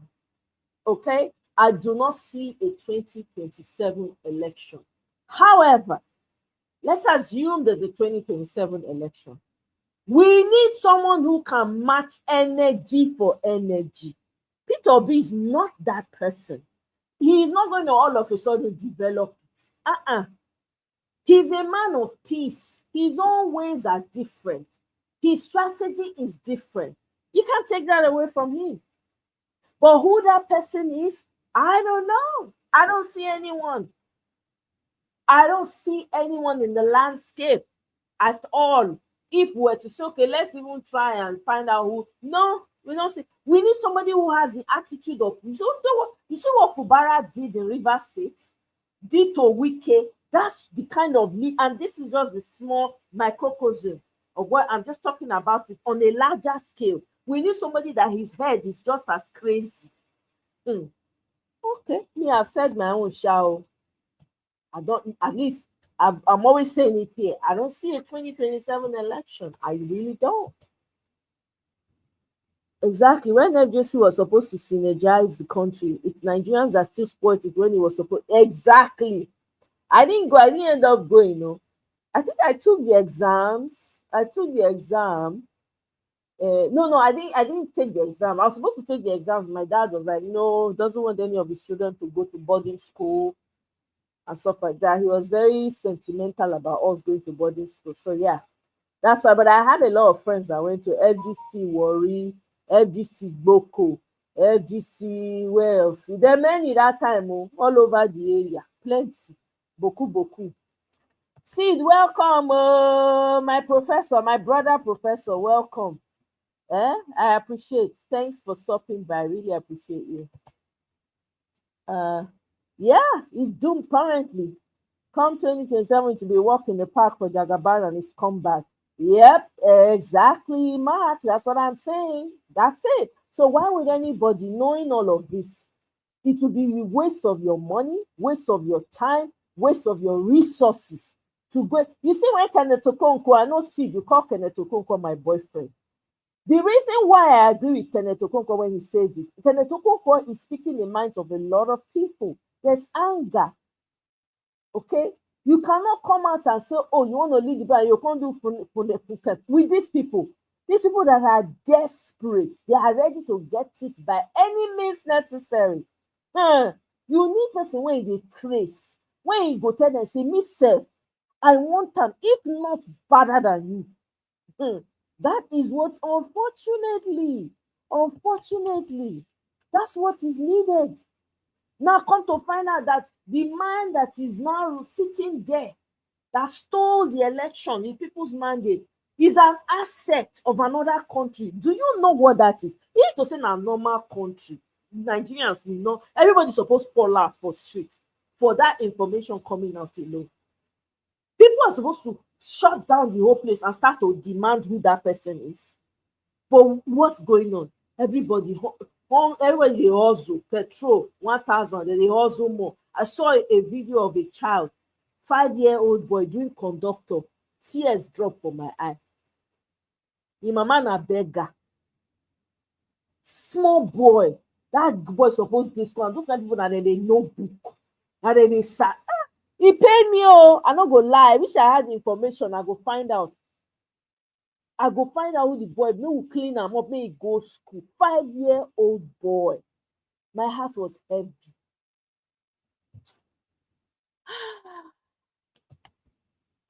Exactly. Too many injustices until we forgive. Until we heal and forgive. We need to talk about these things are not going to disappear until it has been addressed. It's not going to disappear overnight. No matter how much you wish it away, no matter how much you tell people move on, it's not going to disappear. It has to be spoken about. The healing needs to take place all over Nigeria. All over. I mean, all over. People need to forgive, extend hand of forgiveness. People need to pour out their hearts. It has never happened in Nigeria. And you say you want the country to move forward. Even if you vote the most qualified candidate, you know the sad part? It will still not work as it should, because that healing, this is why when Ahmed Dati and Peter Obi kept saying, first we start the healing, they understand. They understood that if we not do that one, we cannot, no matter the fantastic vision we have, it's not going to work. Because you're going to have groups of people agitating, still angry about a hurt that has been done to them that has not healed. You can't move on like that. You cannot. Too many injustices until we forgive, heal. There's no moving forward. Exactly. We need a visionary leader who can rise above his myopic mindset. Yep. And that has bedeviled every aspect of Nigeria. Facts. You know? Look at the countries that have risen from the ashes. They first established a healing and then truth commission to bring the, you have to be able to sit down. You know, there's video, there's Zoom now. There's so many ways you can bring people together. Let's start to address these issues. It's not just all over the country, all over the country. You have Nigeria over against Biafra versus Biafra, right? You have the old eastern region, the Calabar, the Akwa Ibom, and the other areas that also have grievances against Biafran soldiers. You have even in Edo State too. Do you understand? Because some of the war affected them too. And some of them talk about the atrocities that they experienced in the hands of the Biafran. So all those, everybody needs to, the Ogoni people have to address their own issues too, right? Even the West, between the Modakeke people and the other people, between Ibadan, Oyo State, and other Yoruba regions, all those things have to be addressed too. It's not going anywhere until it has been addressed. People can talk about it. People can say, oh, you know what? Yes, indeed. We didn't know any better. You see, like go on now, the opportunity he should have had used as an elderly man to say, I probably would have made a different decision knowing what I know now. I probably would have said things differently. I would have done things differently. But because I did not know, and you know, I kind of look back and I reflect, nothing like that. The man just they move on, zobu, he just they go, nothing. And you want the country to move forward. It's not gonna move forward. It's not gonna move forward, unfortunately. Exactly. See, Rwanda is an example. They sat down, they had a hard talk. I remember during that Rwandan uprising, they even did a movie then, and then they showcased it in what's it called, African Film Festival. Everybody was crying in that movie theater. Everybody was in tears. I couldn't even watch some of it. It was too gruesome for me. Okay, but it was an artist. It was a Rwandan artist that went back home to go and do a video and have people on camera tell their stories of how the Tutsis and the Hutus, the fight between them affected their lives. It was not easy to watch. Where are our artists? Where are they? They're also part of the problem. So you see, the artists, the Nollywood is also in the pockets of Jagaban. It's also in the pocket of. So tell me how do you want to win a fair election in that kind of situation? You cannot. You can't. The society cannot move forward until those atrocities have been spoken about. Everybody has yelled, cried their heart out, and decide that yes, we're going to move on. If now money, the government will can't give people money compensation. We are sorry. We are sorry for what we've done. We are sorry for what Nigeria has done. Here is this money to be shared to all the families. You will get all the families. This you go to credit them. If it take you years to credit and finish, but you go to credit them. Well, now that we're in an AI world, you know, go take if you be max 3 days. You don't credit everybody for that. For that, for where it affects them. I beg you. Exactly. Unfortunately, there's no one with that capacity. Yep, that's right. Oh, you be FGC picking seed. Which FGC you go? Tell us. Come and tell us some of the mischievous things that you did as an FGC picking. all this now, all these federal government people, now they make shakara that time. I get friends that time, they make shakara, they pose, they raise shoulder up for us because we not go FGC. I remember now, una they discriminate, oh, see, una be all this una FGC people, una they discriminate well. Una can carry shoulder up. I just they look at my friends that time. I say, see, on top of what now? Because you went to FGC, you know hear what they do. Eh?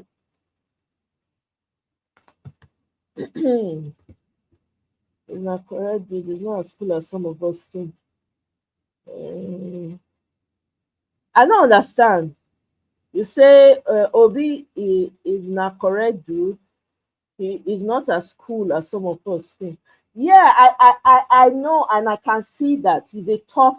So there's a difference between being a tough, firm leader, right, and somebody who's rah. The person that we need, to deliver, person when go ready, say this election, okay, let's say we decide we're going to do this election, and it is obvious that it is this person that has won. The person ready to scatter everywhere. If they not give and waiting be own. Now that kind of person we need. Peter Obi does not have, he's not that kind of person. He's a more peaceful approach. Now indeed. And I don't fault him for that.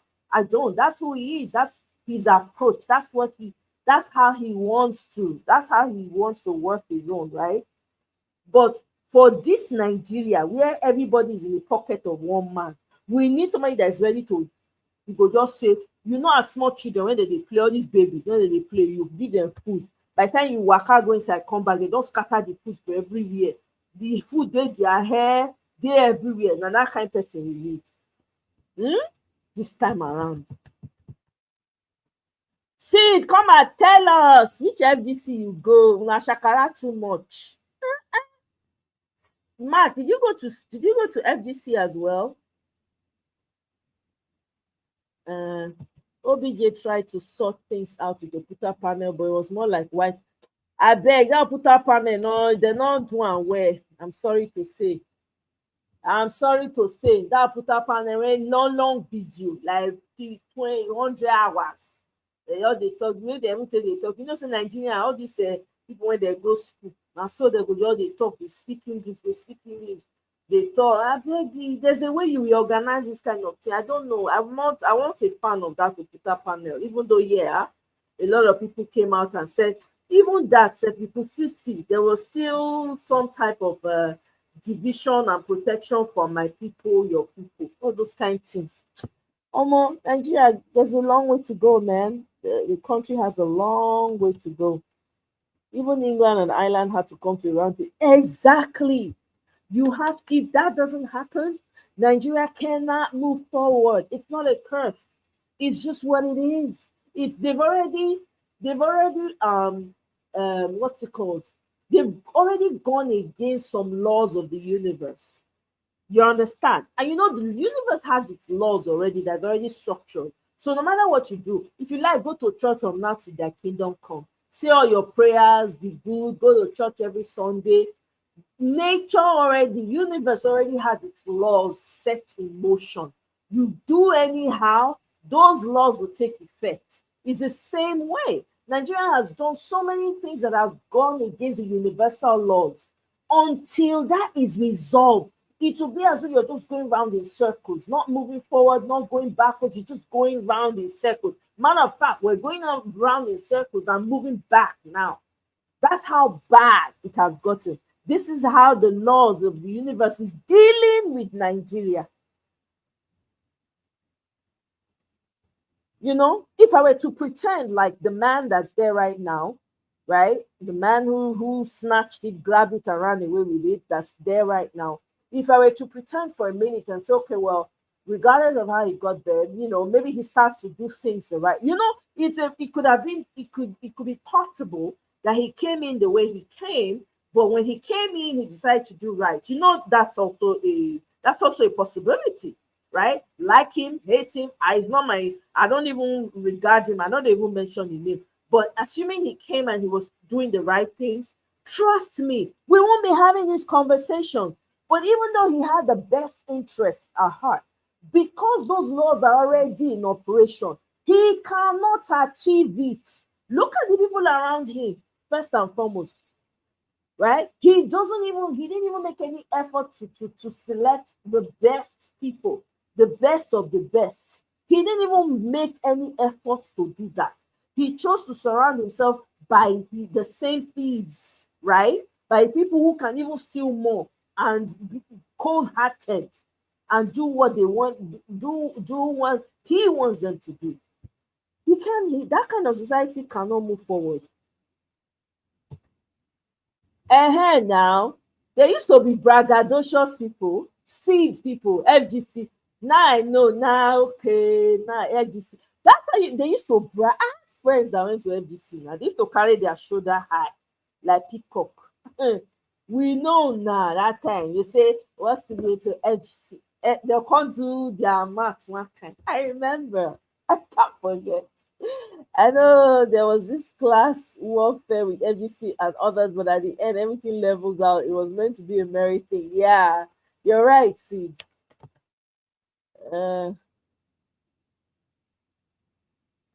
MKO scatter wetin happen. MKO hand not pure too now. Now it make it easy to take care of her. He self hand no clean. This is what I was saying about heroes earlier. His own hand self no clean. So shoot. Oh, you went to worry, FGC worry. All of now. Wanna greet each other for comment section. You and Sid. How not say they greet for FGC? I get special greeting. Oputa panel do not achieve the real issue because leaders are completely. And that's what I'm saying. Even when you watch the long tape, but my dad had it. It was so boring. Now, as an adult, I looked at it and I was like, okay, let me try and see. You could tell people were protecting their own sons and daughters. How do you move forward like that? How? If you cannot tell your brother, Omo, you shit for church, you use Bible. No, we're not going to. How? You can't move forward. How will you, in honesty, talk to somebody else who's not your tribe and call them to order? You can't, because they've seen you. This is what the problem is in Nigeria. Oh, you went to FGC Port Harcourt. Now well done, no. FGC people, now well done. For me, the 2023, people could have gone on the streets or fought it out at the polling station. However, they wanted Obi to lead, which in my opinion would be exactly. That's the problem. And you know what they did? Peter Obi now came out and said everybody should take, please, start begging that people should not. He doused it. I wish he didn't say anything. I was hoping he would not. Because let me tell you, you see Very Dark Man. That's why I knew Very Dark Man. Very Dark Man already had his placard out, was already protesting with his friends. That is where I knew Very Dark Man. I'm telling you. But he now came out, and when he said that, Very Dark Man was upset. Like, they take your team. You say, look, everybody, oh, you know, we're going to go to court. When you know that the court system is corrupt. Peter knows these people now. He knows them inside out. And there was a pastor that was preaching, even though, hey, it's not about religion, but some people, regardless of religion, can speak the truth too. He said he saw that Peter B was afraid, and I could feel that fear. And I understand the fear because I'm sure he's thinking to his mind. I don't think Peter B realizes how powerful, right, he was to that movement. I don't think he could. I don't think he really could wrap his mind around it, right? So when that person said that, I could sense that fear. He's afraid because he doesn't want, okay, people's children will now come out because he's an empath, right? They'll now come out, they'll come by them, that thing go there in conscience. I mean, look at even the election when they go, they you know, they beat people up, they even buy some, they almost remove one eye, all those things. He make attempt to visit most of them. He made the attempt. That's to show you the level of empath that man is. You understand? So I understood the fear. I did. But if you're going to change a system like Nigeria, you have to lose your fear. That's the point. You have to lose it. There's no way. And that's what Kenneth Okonkwo was trying to say. But you know, some of his brothers were angry at him that maybe, oh, he should not have talked. Oh, Mona, leave that thing, no. The Nigerian we did now, does it look normal to you? Does it look normal to you? Look at what's happening in Nigeria every day. I said I left Twitter because of the news every day. A new terrorism organization don't come again. They don't even they talk about those ones again. No, those ones they take people life anyhow.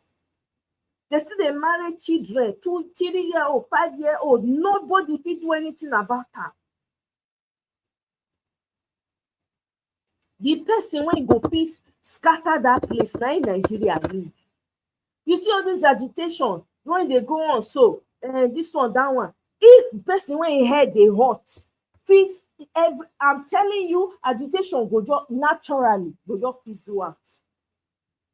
And only now Biafra, you know, there are a lot of people that are agitating.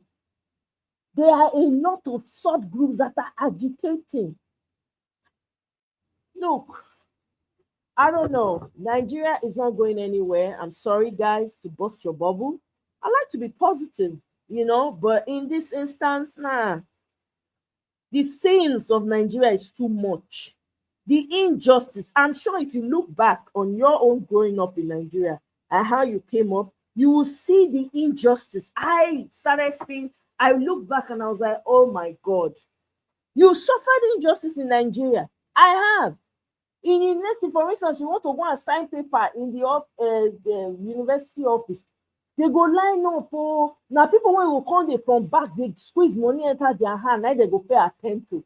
You go day line for long hours. Me and my friends, we spent hours as Jambito that time, waiting in line just to get something signed. People will come, they just squeeze money enter the they just go 2 seconds, they don't come out. We spend almost the whole day trying to, I can't think. You don't tell when this country spoil. Which nation? We went on strike. How many times we go on strike? The zeal, when person start school, by the time they strike once, twice, that zeal don't come out. It's gone.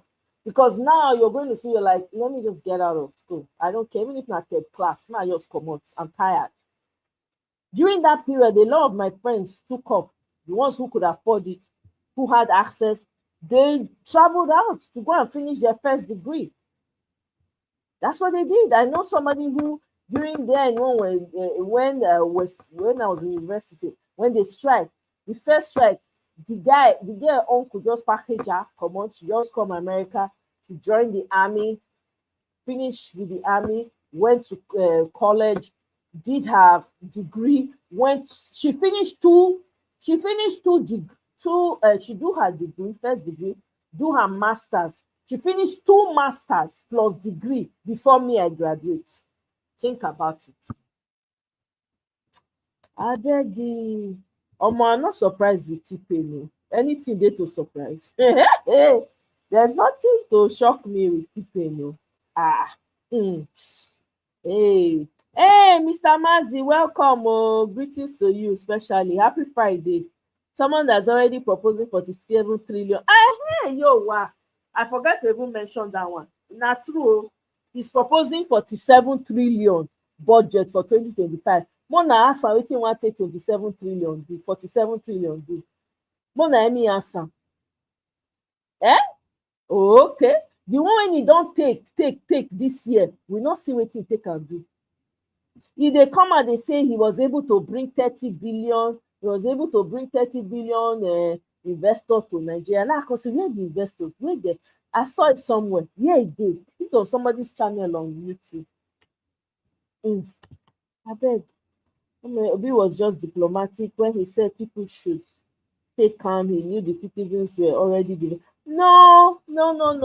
During that 2023, even though the division was there, but it wasn't that wide. It wasn't that way. People were still able to get together and come out. No, it wasn't that. Yes, I agree there was that division, but it was not this bad. You observe for yourself. from that election till now, that division has widened a great deal. Okay, it has widened a great deal. At that time, that was the most important time to do it. But here we are, it didn't happen. So you know, even no nothing to talk about again. Did it happen? No, it didn't. You know. Kenneth, in my opinion, was not objective and logical. Talk is cheap. Kenneth did nothing when APC kicked his ass in his state, but the government. Man, you went low, below the bets. You went and you wrestled Kenneth Okonkwo from the ground where he is. Wrestle him up. Wow. Okay, well, fine. Yeah, that's fine. But on those thoughts he had about Peter Obi and his opinion on it, I agree with him.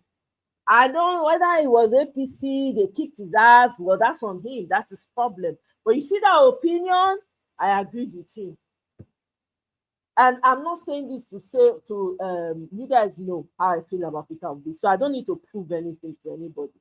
But my point is, he himself, Peter Obi, he himself knows that people are going to criticize him, and he's open about it. So yeah, that's my own criticism of him, because I'm not going to support Peter Obi come to me say let's go to court after we clearly nah.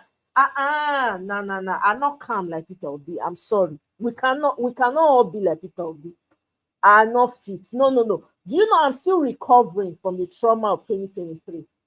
I never fully recovered. Anytime I remember that 2023, tears they fall from my eye. The way when people when they take unalive people, when they take main people, my own family member. She registered for poll, particular poll. She go there on that day, her name Miss. They're not greed because a lot of people that were coming there were voting Peter Obi. They're not greed, so they were turning a lot of people away. This lady had to walk miles after miles.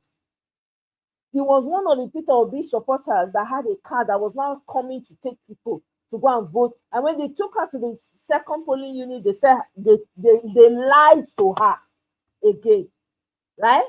They now told her that her polling unit is the same place she was coming from. It was crazy. She didn't get home until past midnight. She ended up voting. Come to find out that it was really actually her polling unit was in the original place she was in. She had to go there and literally had to fight and argue her way to.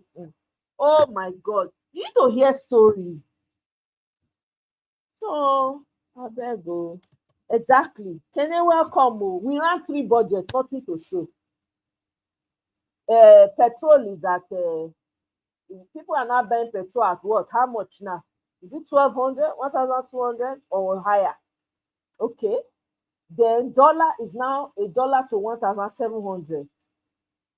More people have entered the poverty percentile. There are more homeless people on the street. There are more out-of-school children all over Nigeria. Huge numbers. Nothing. This man brought nothing but mayhem in his 1 year or 1 year plus administration. And he's asking for more. It is exactly what they're asking him to do that he's doing. Do you guys remember they put out a statement that if Nigeria goes on in this trajectory for the next 15 years, that's what they have for you, for Nigeria. That's what they have planned. They want to bottom out everything. They want to turn Nigeria to be like the war-ridden countries that we've seen and read about. Those countries that you see fighting war every time, it did not start overnight. Now like this. And they had puppets. They had assets that they were controlling. This is how you go do it. This is how you go do it. That's their trajectory Nigeria is going. So if Nigerians like, let them continue to sleep. The one that they do for you, you not pass this woman that they still do.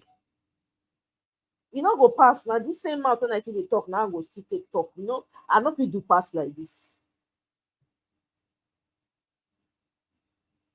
Exactly. You see what I mean? Kenny, thank you very much. PO is PO. You get the same behavior all the time, and I'm not even. I appreciate him for that. But see, he and I don't have the same, level of calmness. I'm not that calm. If you come for my thing, we go. You need to wrestle it. You need to be stronger than me times 100 before you can take it away from me. Everybody's different, right? So me, I want somebody when ready, you wrestle it, I wrestle back. Chicken finish. Somebody like Ahmed Dati, oh, please, I didn't back. If you come out now saying one wrong or more, I don't carry my basket for head now. Lined up behind you. The budget will still go up to about 6. Now we dey talk say Nigeria go. He no fit good. No, because if you like pray, they let me they do night VGT for like 1 year. It ain't gonna work. Nothing's gonna move. They use 1,500 or so for the budget. NRA is very weak. Not today. Not be today. Theo was thinking of kids, children, and then they will give him the Igbo. He doesn't have the northern privilege like Ahmed. Yeah. See, but here's the deal, though. It's not only the East that voted for him. So that comment alone is problematic to me. Think about it from my own point of view. Not be only East vote for him. Everybody for Nigeria vote for him. Right? To say, yeah, he's going to get the vote. Well, that's the consequence of coming out and saying you want to lead the people. This is part of the consequence. You see, So sometimes when somebody like, okay, if as I talk, as the way I take talk now, right? If na Twitter, they will come from my head. Well, you don't understand. Even people have been through this. If you keep making it about that, then you're reducing what should be rightfully yours. Should we always have this argument every single time? I voted for him. I'm not from the East. People from the West voted for him. People from the North voted for him. All over Nigeria. How do you defend them? Nah, I'm sorry. These are arguments. I don't support them. Because, now you say you want wrong. You want wrong, you ready. Uneasy lies the head that wears the cap. You come out. We go run farm. People ready to fall out that day. But when you don't calm everybody down, because of the respect when people they get for him, everybody chill out. It was painful. Dollars was going to be 10K, but that let me bring that video. I gotta bring that video for you guys. Kene just reminded me again. Hell, Nigeria.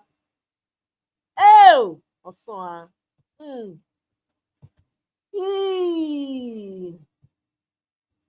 It's crazy. I'm not even going to lie to you people. This matter, crazy. Let me bring the video for you people to watch. Yeah. Yeah. Okay. President came in. Everybody knew that the major reasons why we were having financial problems, we'll be having it before he came in, is the fact that a lot of money was being spent to import petrol.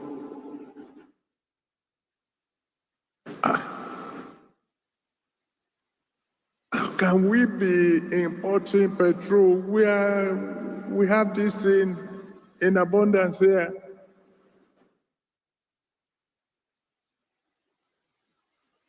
We spent billions of naira on our refineries. They didn't work. So we can be able to keep on importing. That's why when the president came in, the very first day he came, he said, this money they spend in importing petrol, he says he canceled it. And we were all rejoicing. Hey, thank God. But some people were angry. Those who are making money from importing petrol. And they decided, okay, we will create a problem. And all of a sudden, Naira began to go down fast. I cried to my people, let us pray. Thank God some people joined me in praying. Because the way Naira was going then, if God has not intervened, by now $1 will be about 10,000 Naira. But God stepped in. Oh, our Una here. They say God step people now. Now make una Naira not reach 10,000. Seed. You hear your geo. Yeah, they attacked that university and Obi. Okay, well that's good. That was a smart move by him. Yet exporting exactly. Well, that's true. I need husband when it come like you because my head is hot. Not true. No, not true with that. I beg. Make the man come with in billions. So not be saying you go put out somewhere. May come with may come with in billions. Someone I need soft life. Soft life. You know, flying from one place to the other, just jollophing. Today, Monaco, tomorrow, another. That kind of very well from your lips, so to God's ears, see. Yes, for sure.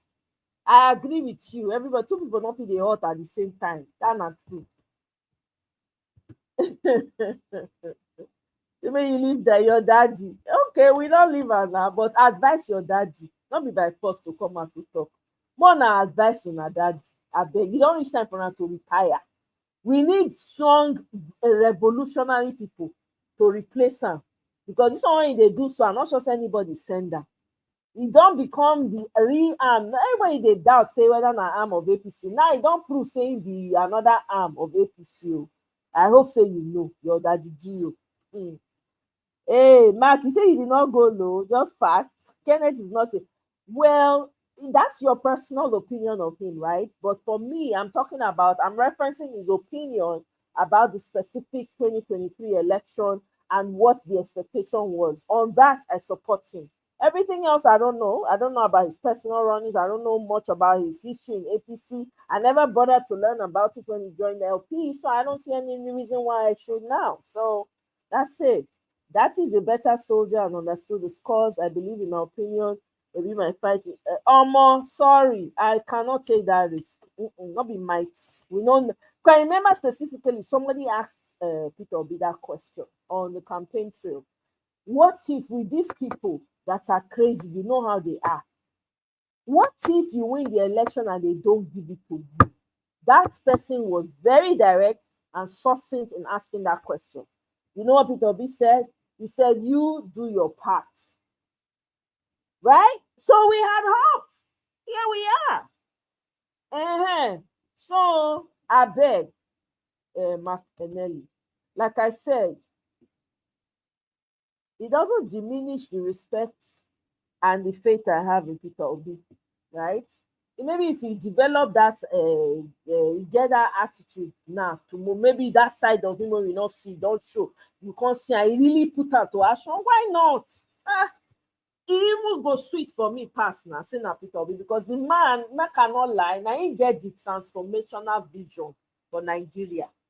Now him, the man and the mechanic where we need for that country. Man not lie. Unless another one show up. So but I know say many like that day, like Peter Obi, but they fear to come out. If I'm not a Christian, I would have. A lot of people are staying away. Honestly, because the church has become, Nigerian church has become a huge disappointment. They have failed the people woefully. Gio is just a good salesman. Clickbait for the gullible citizens. Exactly. To keep them in bondage. Ma leave your daddy. I'm not gonna leave him. Oh. We go drag him like Nama meat. We go drag him like Pomo. Now put in who send a message. When I mean command microphone for in hand, seed. What could not comot microphone for the man hand? Una no even dey pity the man. I don't understand though. Seed, I even talk to you, seed. How be say una go dey allow una baba, una daddy to just come dey embarrass himself every single time? Una no dey, she no dey catch una one of the hear and they come out like that every time they come. He dey act actively like the arm of APC. He's the arm of APC. People say they doubt him, but now he's been confirmed. He never reached that one that will come on microphone for in hand. Are you guys enjoying the embarrassment he's bringing to himself and his family and his church? Are you guys enjoying it? I'm gonna go talk to him now. I'm gonna go come on microphone for in hand. He not too old. Make him retire and enter house. So, not be mad, and we not gonna leave him. We go drag him like Pomo. Because he keeps coming out and spewing all kinds of things that are not right. Man, you know CPO, why she not get in fights? She just spending the money. Yes, now jolloffing. What else? Wetin concern now? The man say one run for president. So can we support your dream, honey? That's the spirit. You support the dream. You enjoy the money. You go to Monaco. You enjoy yourself. Get spa. Go to Spain. Get spa treatment. Waiting day again. This life, waiting day, not be to enjoy. I bet maybe you might enjoy you. Let she rock on.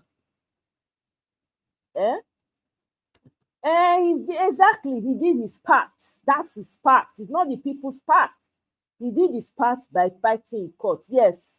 But he should not have told the people to calm down. We are not about to go back to that conversation, but he should not have, because people were listening to him.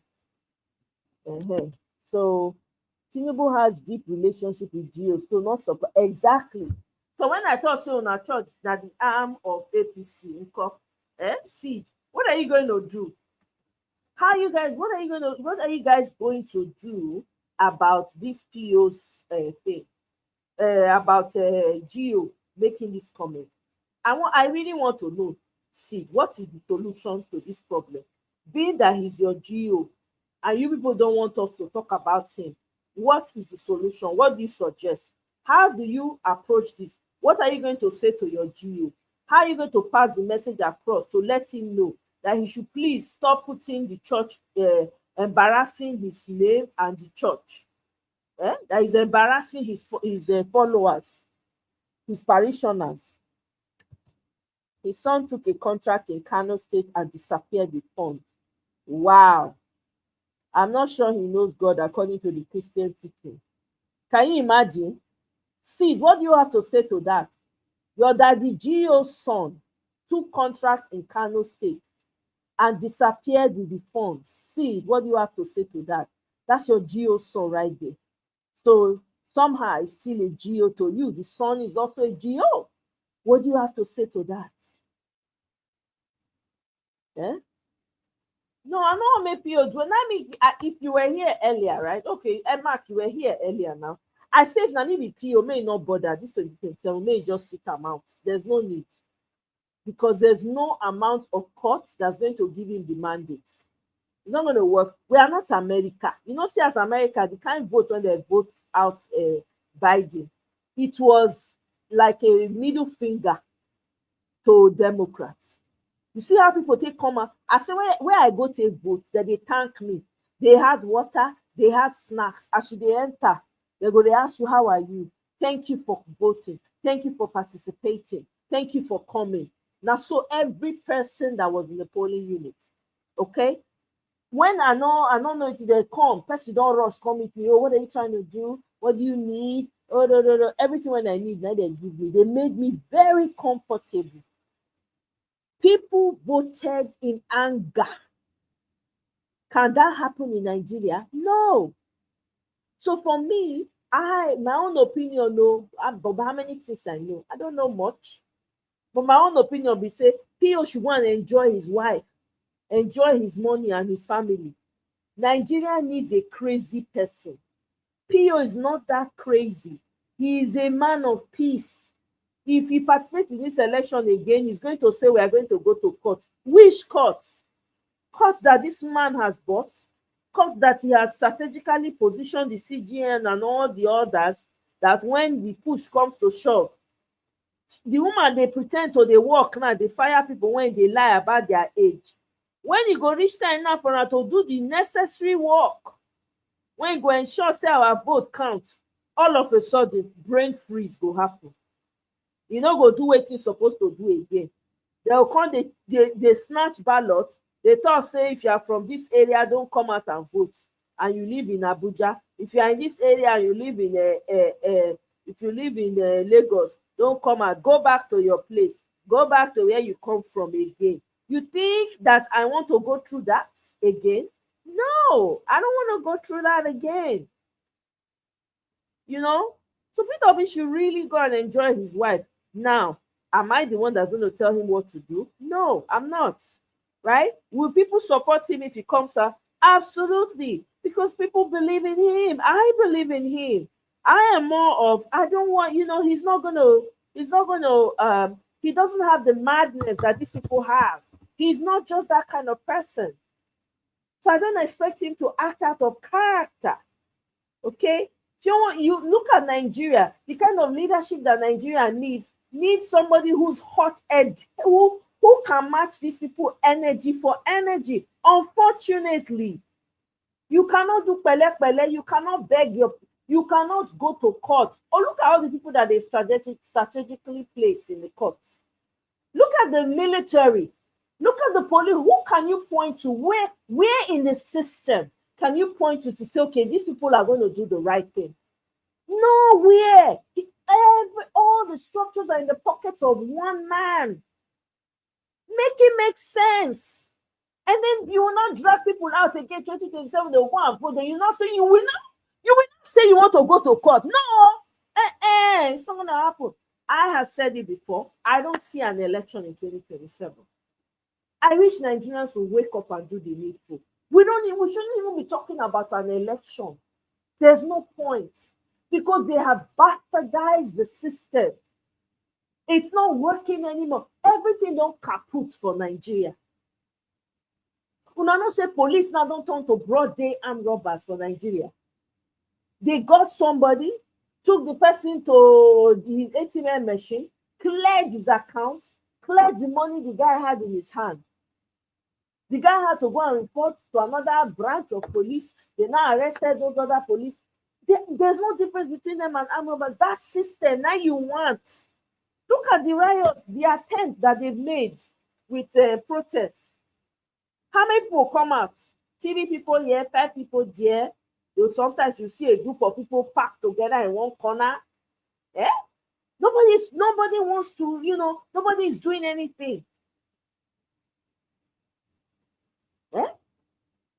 So I don't know. We need somebody that will ginger somebody if there's going to if at all. Again, I don't see an election in 2027. But if at all it's going to happen, it has to be somebody with the madness to match the madness that we have. To be honest with you, Nigeria needs to completely go kaput. Because there's no fairness anywhere. Look at the length and breadth of Nigeria. There's no fairness. There's no fairness. There's nobody that comes from any part of Nigeria that feels, even the North that we claim they are the ones that have ruled the most. They are the most impoverished. The North, they are the most impoverished. But that people don't rule pass. Hey, Mr. Ferreira, welcome. Oh, long time. Oga, welcome. Oh, good to see you. Happy Friday. Thanks for stopping by. Now they don't rule pass, but look at their people. Look at the poverty, the layers of poverty. Look at the illiteracy numbers. But now they don't rule pass. If to say as they rule, then they even make their people life, at least they'll say, if you go north, to be like it be like one, it be like country out of this world. If you see as the place, lights, this one, everything there, oh my God, you go enjoy. No, but they are the worst. They intentionally keep their people poor, intentionally use religion to brainwash them, intentionally keep them illiterate so that they can use them every election cycle. Do you know what that is? That is madness. That is madness. Eh? And then you want us to repeat the same cycle again? Come 2020. I'm sorry, guys. I'm really, really sorry. I'm going to, that 2027, God keep us alive. May all of us be alive in good health. May we do okay. Nothing missing, nothing broken. Eh? I go disappoint a lot of people that 2027. I'm just putting it out there. Because left to me, I don't see a 2027 election. I don't. Left to me, I say Nigerians, oh yeah, everybody file out into the streets. Let's just kukuma make the system, make we kaput the whole thing. Then we start all over again because this is rubbish. Okay? But that 2027, if the person head not dey hot and he not get semblance, he not get plan on what he want to do, omo, I no dey give anybody my support. I go provide the platform. Maybe people come they argue themselves out, but I no go support. I go just dey look everybody. If na still Peter Obi come out as the most, no problem. I go provide my platform, but I'm pim, I no go talk. Now sit down and look, na the monkey business. I will just be looking. I'll just be looking because I cannot put my emotion, I cannot put myself through what I put myself in 2023. I refuse. The emotional roller coaster, the nights of crying, I go wake up, nothing they do me, nobody beats me, I go just they cry because of election. Hey, election when I never participate for before in my life. I see glimmer of hope. My heart was full of joy. Say, hey, so there's a possibility Nigeria can be good. Eh? My hope can rise past where it's supposed to rise past. Eh? Then this kind of thing come happen. I go wake up, I go they cry. I go they walk, middle of walk at the time. I go they cry. No, now. No. I'm not going to do that. I see they recover, I never recover. Some kind of things then now when you go talk, when you go remind me of 2023 election, tears go on come up from my eye. Eh? Ha! I beg go. Mona sorry for people mental health too. I beg. Dios should just it shows no empathy for the citizens. Christian, and in fact, that's the part that gets me the most. There are so many Christians in the north that have been unalived. None of the southern Christians talk about them. None of them fight for them. They just keep quiet and let it continue to. I have never seen this brand of Christianity in my life. The brand of Christianity that the South in Nigeria practices, I've never seen. Whatever is happening to their brothers and sisters in the north, they don't give a damn. I have never, ever seen. They don't care about their brothers and sisters, but mention their GO by me. Oh, don't touch my prophet. Do my prophet no harm. Who are you to talk about my prophet? You will see them. They'll shout. They'll curse. Curse when you not go pass anywhere. They'll be abusing. They'll be insulting, flying, insulting, throwing insult, left, right, center. Meanwhile, your brothers and sisters are being unalived on a daily basis. No, they're not going to say that. They're not going to do anything. Tell them, say tomorrow, Allah go enter their account. They believe in miracles. They believe. Tell them, say, oh, they are praying. There's prayer tonight. Let's pray. They go pray. Nothing is changing, no. But let's say their neighbor, something happened, you not touch them. Oh, yeah, God did it for me. Thank God. God loved me. Hey! I demon na people na Christianity to na self.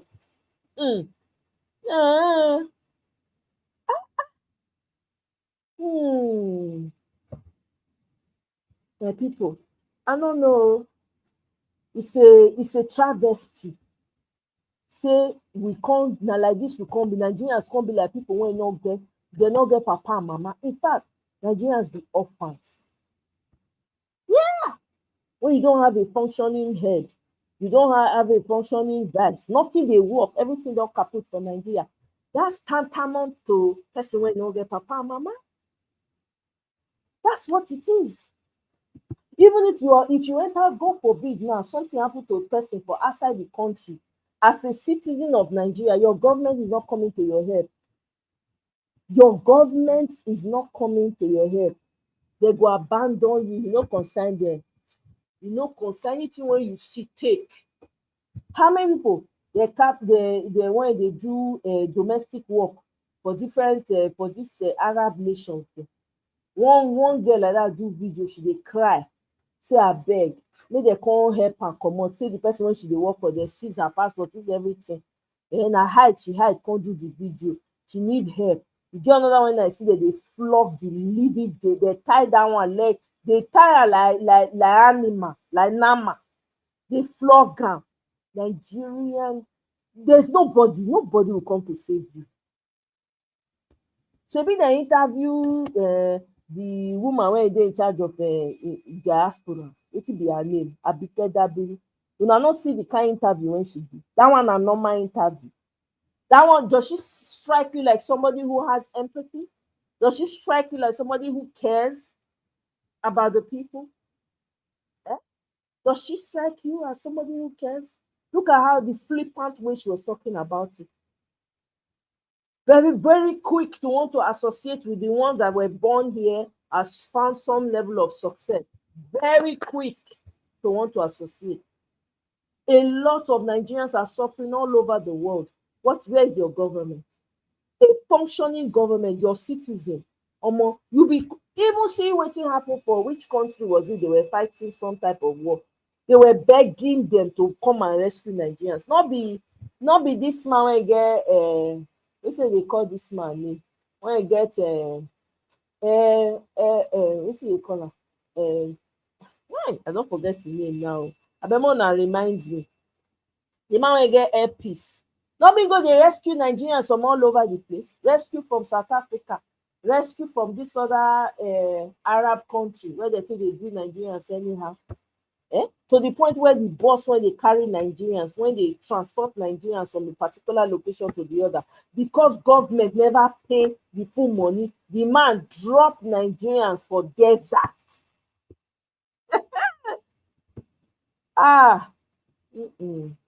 No. Oh, really?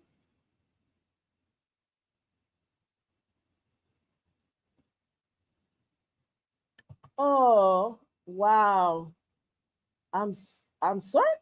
I'm sorry to hear that too. That's shocking. No? Wow. Mr. Pereira. Now, wow. I don't know what to say. Oh, this is crazy. You always speak the truth, though. I don't understand what's going on. You always say it like it is. Anyway, I mean, that's really strange. Airpiece. Yeah, Airpiece, exactly. I've forgotten his name now. What's his name? Oh my God. The man has done so much for Nigeria that man, I mean, he's still running his every time I remember him, I always pray for his business to thrive. They were trying to dent his image in America because he's trying to start the American leg. That man, we all of us supposed to support that man business, make it thrive. The system, where Nigeria, where even they do the business, you don't get any support. Sometimes I wonder, how did these people survive? Because some of them, they must be doing business at a loss in Nigeria. It's crazy. It's so crazy to me. How long are we going to continue like this? How long? How long are we going to continue like this? So until Nigerians decide say they don't tire, they are exhausted, they don't want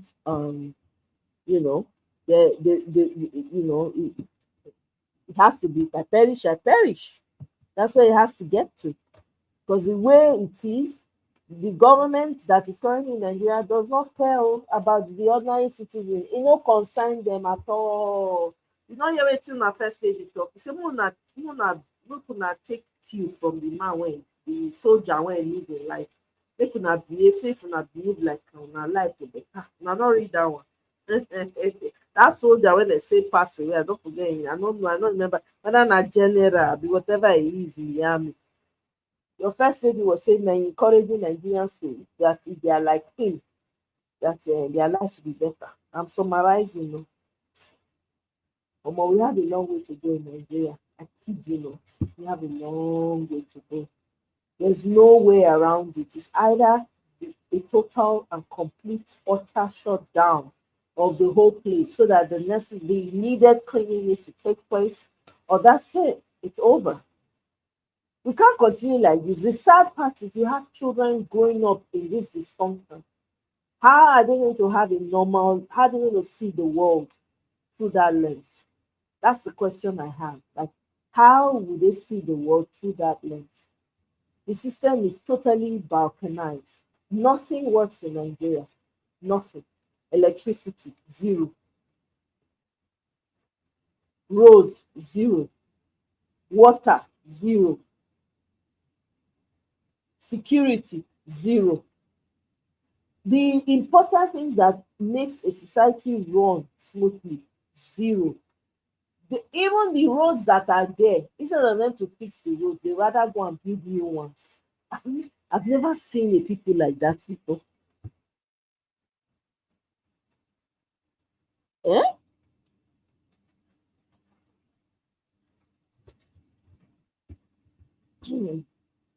Now, wow, Mr. Ferreira, that's crazy. Oh, wow, I don't even know what to say. That's I don't even know what to say. Eh? You're very outspoken, no, and you always say your mind. That's really crazy. That's wild. And it's an open platform, really. Everybody can, But anyway, I don't know. I don't know what to say. We need each other right now. We really, really need each other right now. We need each other to be able to fight the system, fight what's going on. We can't, one person off it do. All of us need to come together to achieve, all of us. Yeah? Nobody no pass. Nobody no pass. We all need to come together to achieve this new Nigeria that we want. Yeah?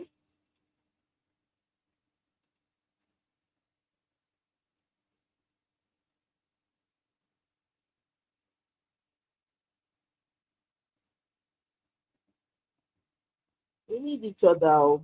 We're going to have a thriving country, all of us, the good, the bad, and the ugly. We all need each other so that we can move the society forward. We really, really do.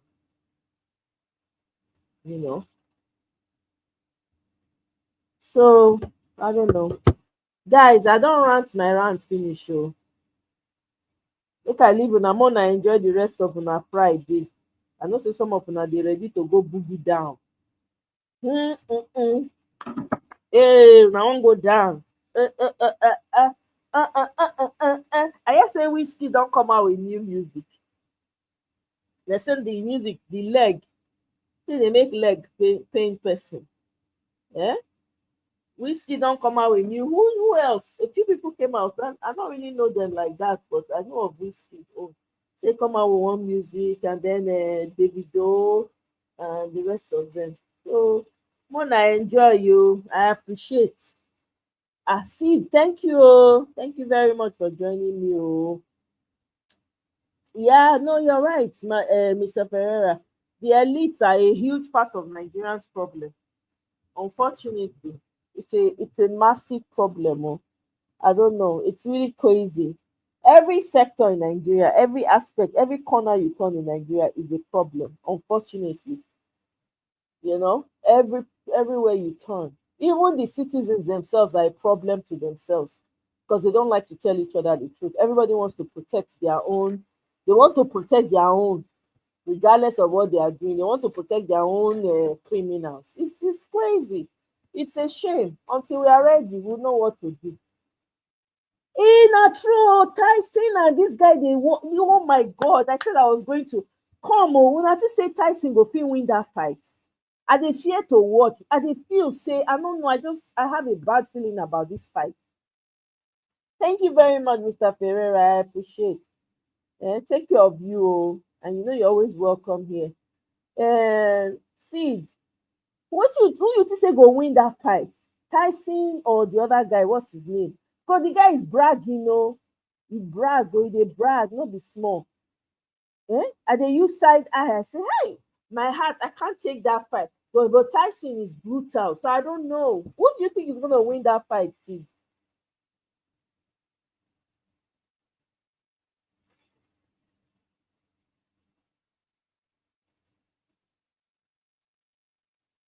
Thank you very much, Mark. I appreciate.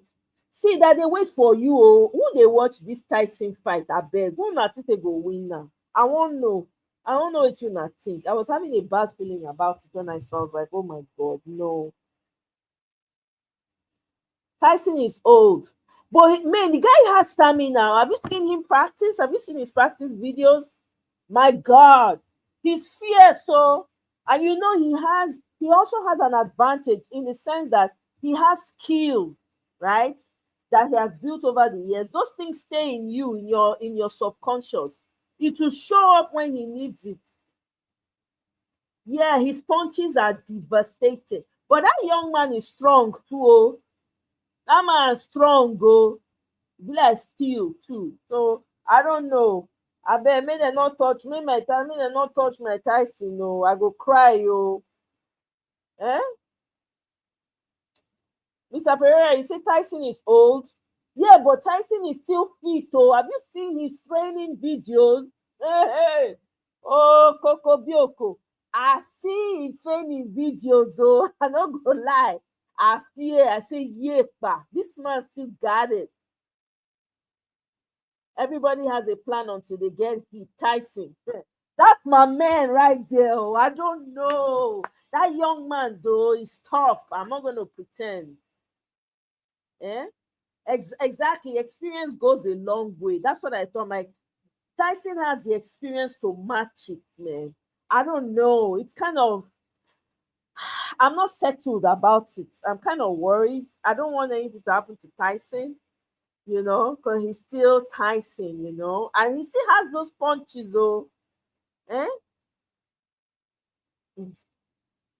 He's very quick with his movement. My God.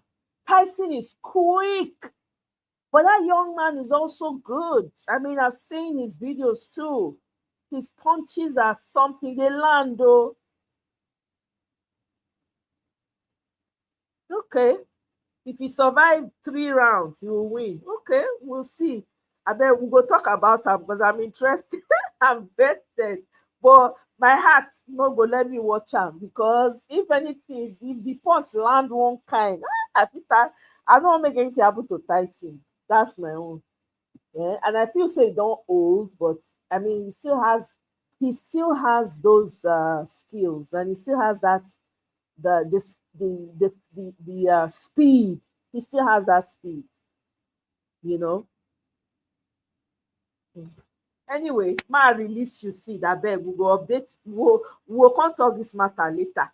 Guys, thank you so much for joining me. I appreciate you all. Please, if you have a social media, please push Ibrahim Traore. Nothing must happen to that man. I beg. We need to keep our heroes alive and healthy. They are the ones fighting for us. I beg. We need that man in West Africa. We need his presence there for a long time. Tyson will give him 5 because Tyson does not fear anybody at all. Tyson is a bad, dangerous guy. Everybody they fear him. Tyson are streets. Not true. Not streets, but don't at the bottom. I don't chop all this soft chicken. So, I don't know. We will see, Sha. We'll talk the matter later. Thank you, everyone. No, I appreciate you guys. Enjoy your weekend. Enjoy the rest of your Friday, and we'll see you on the next one. Bye.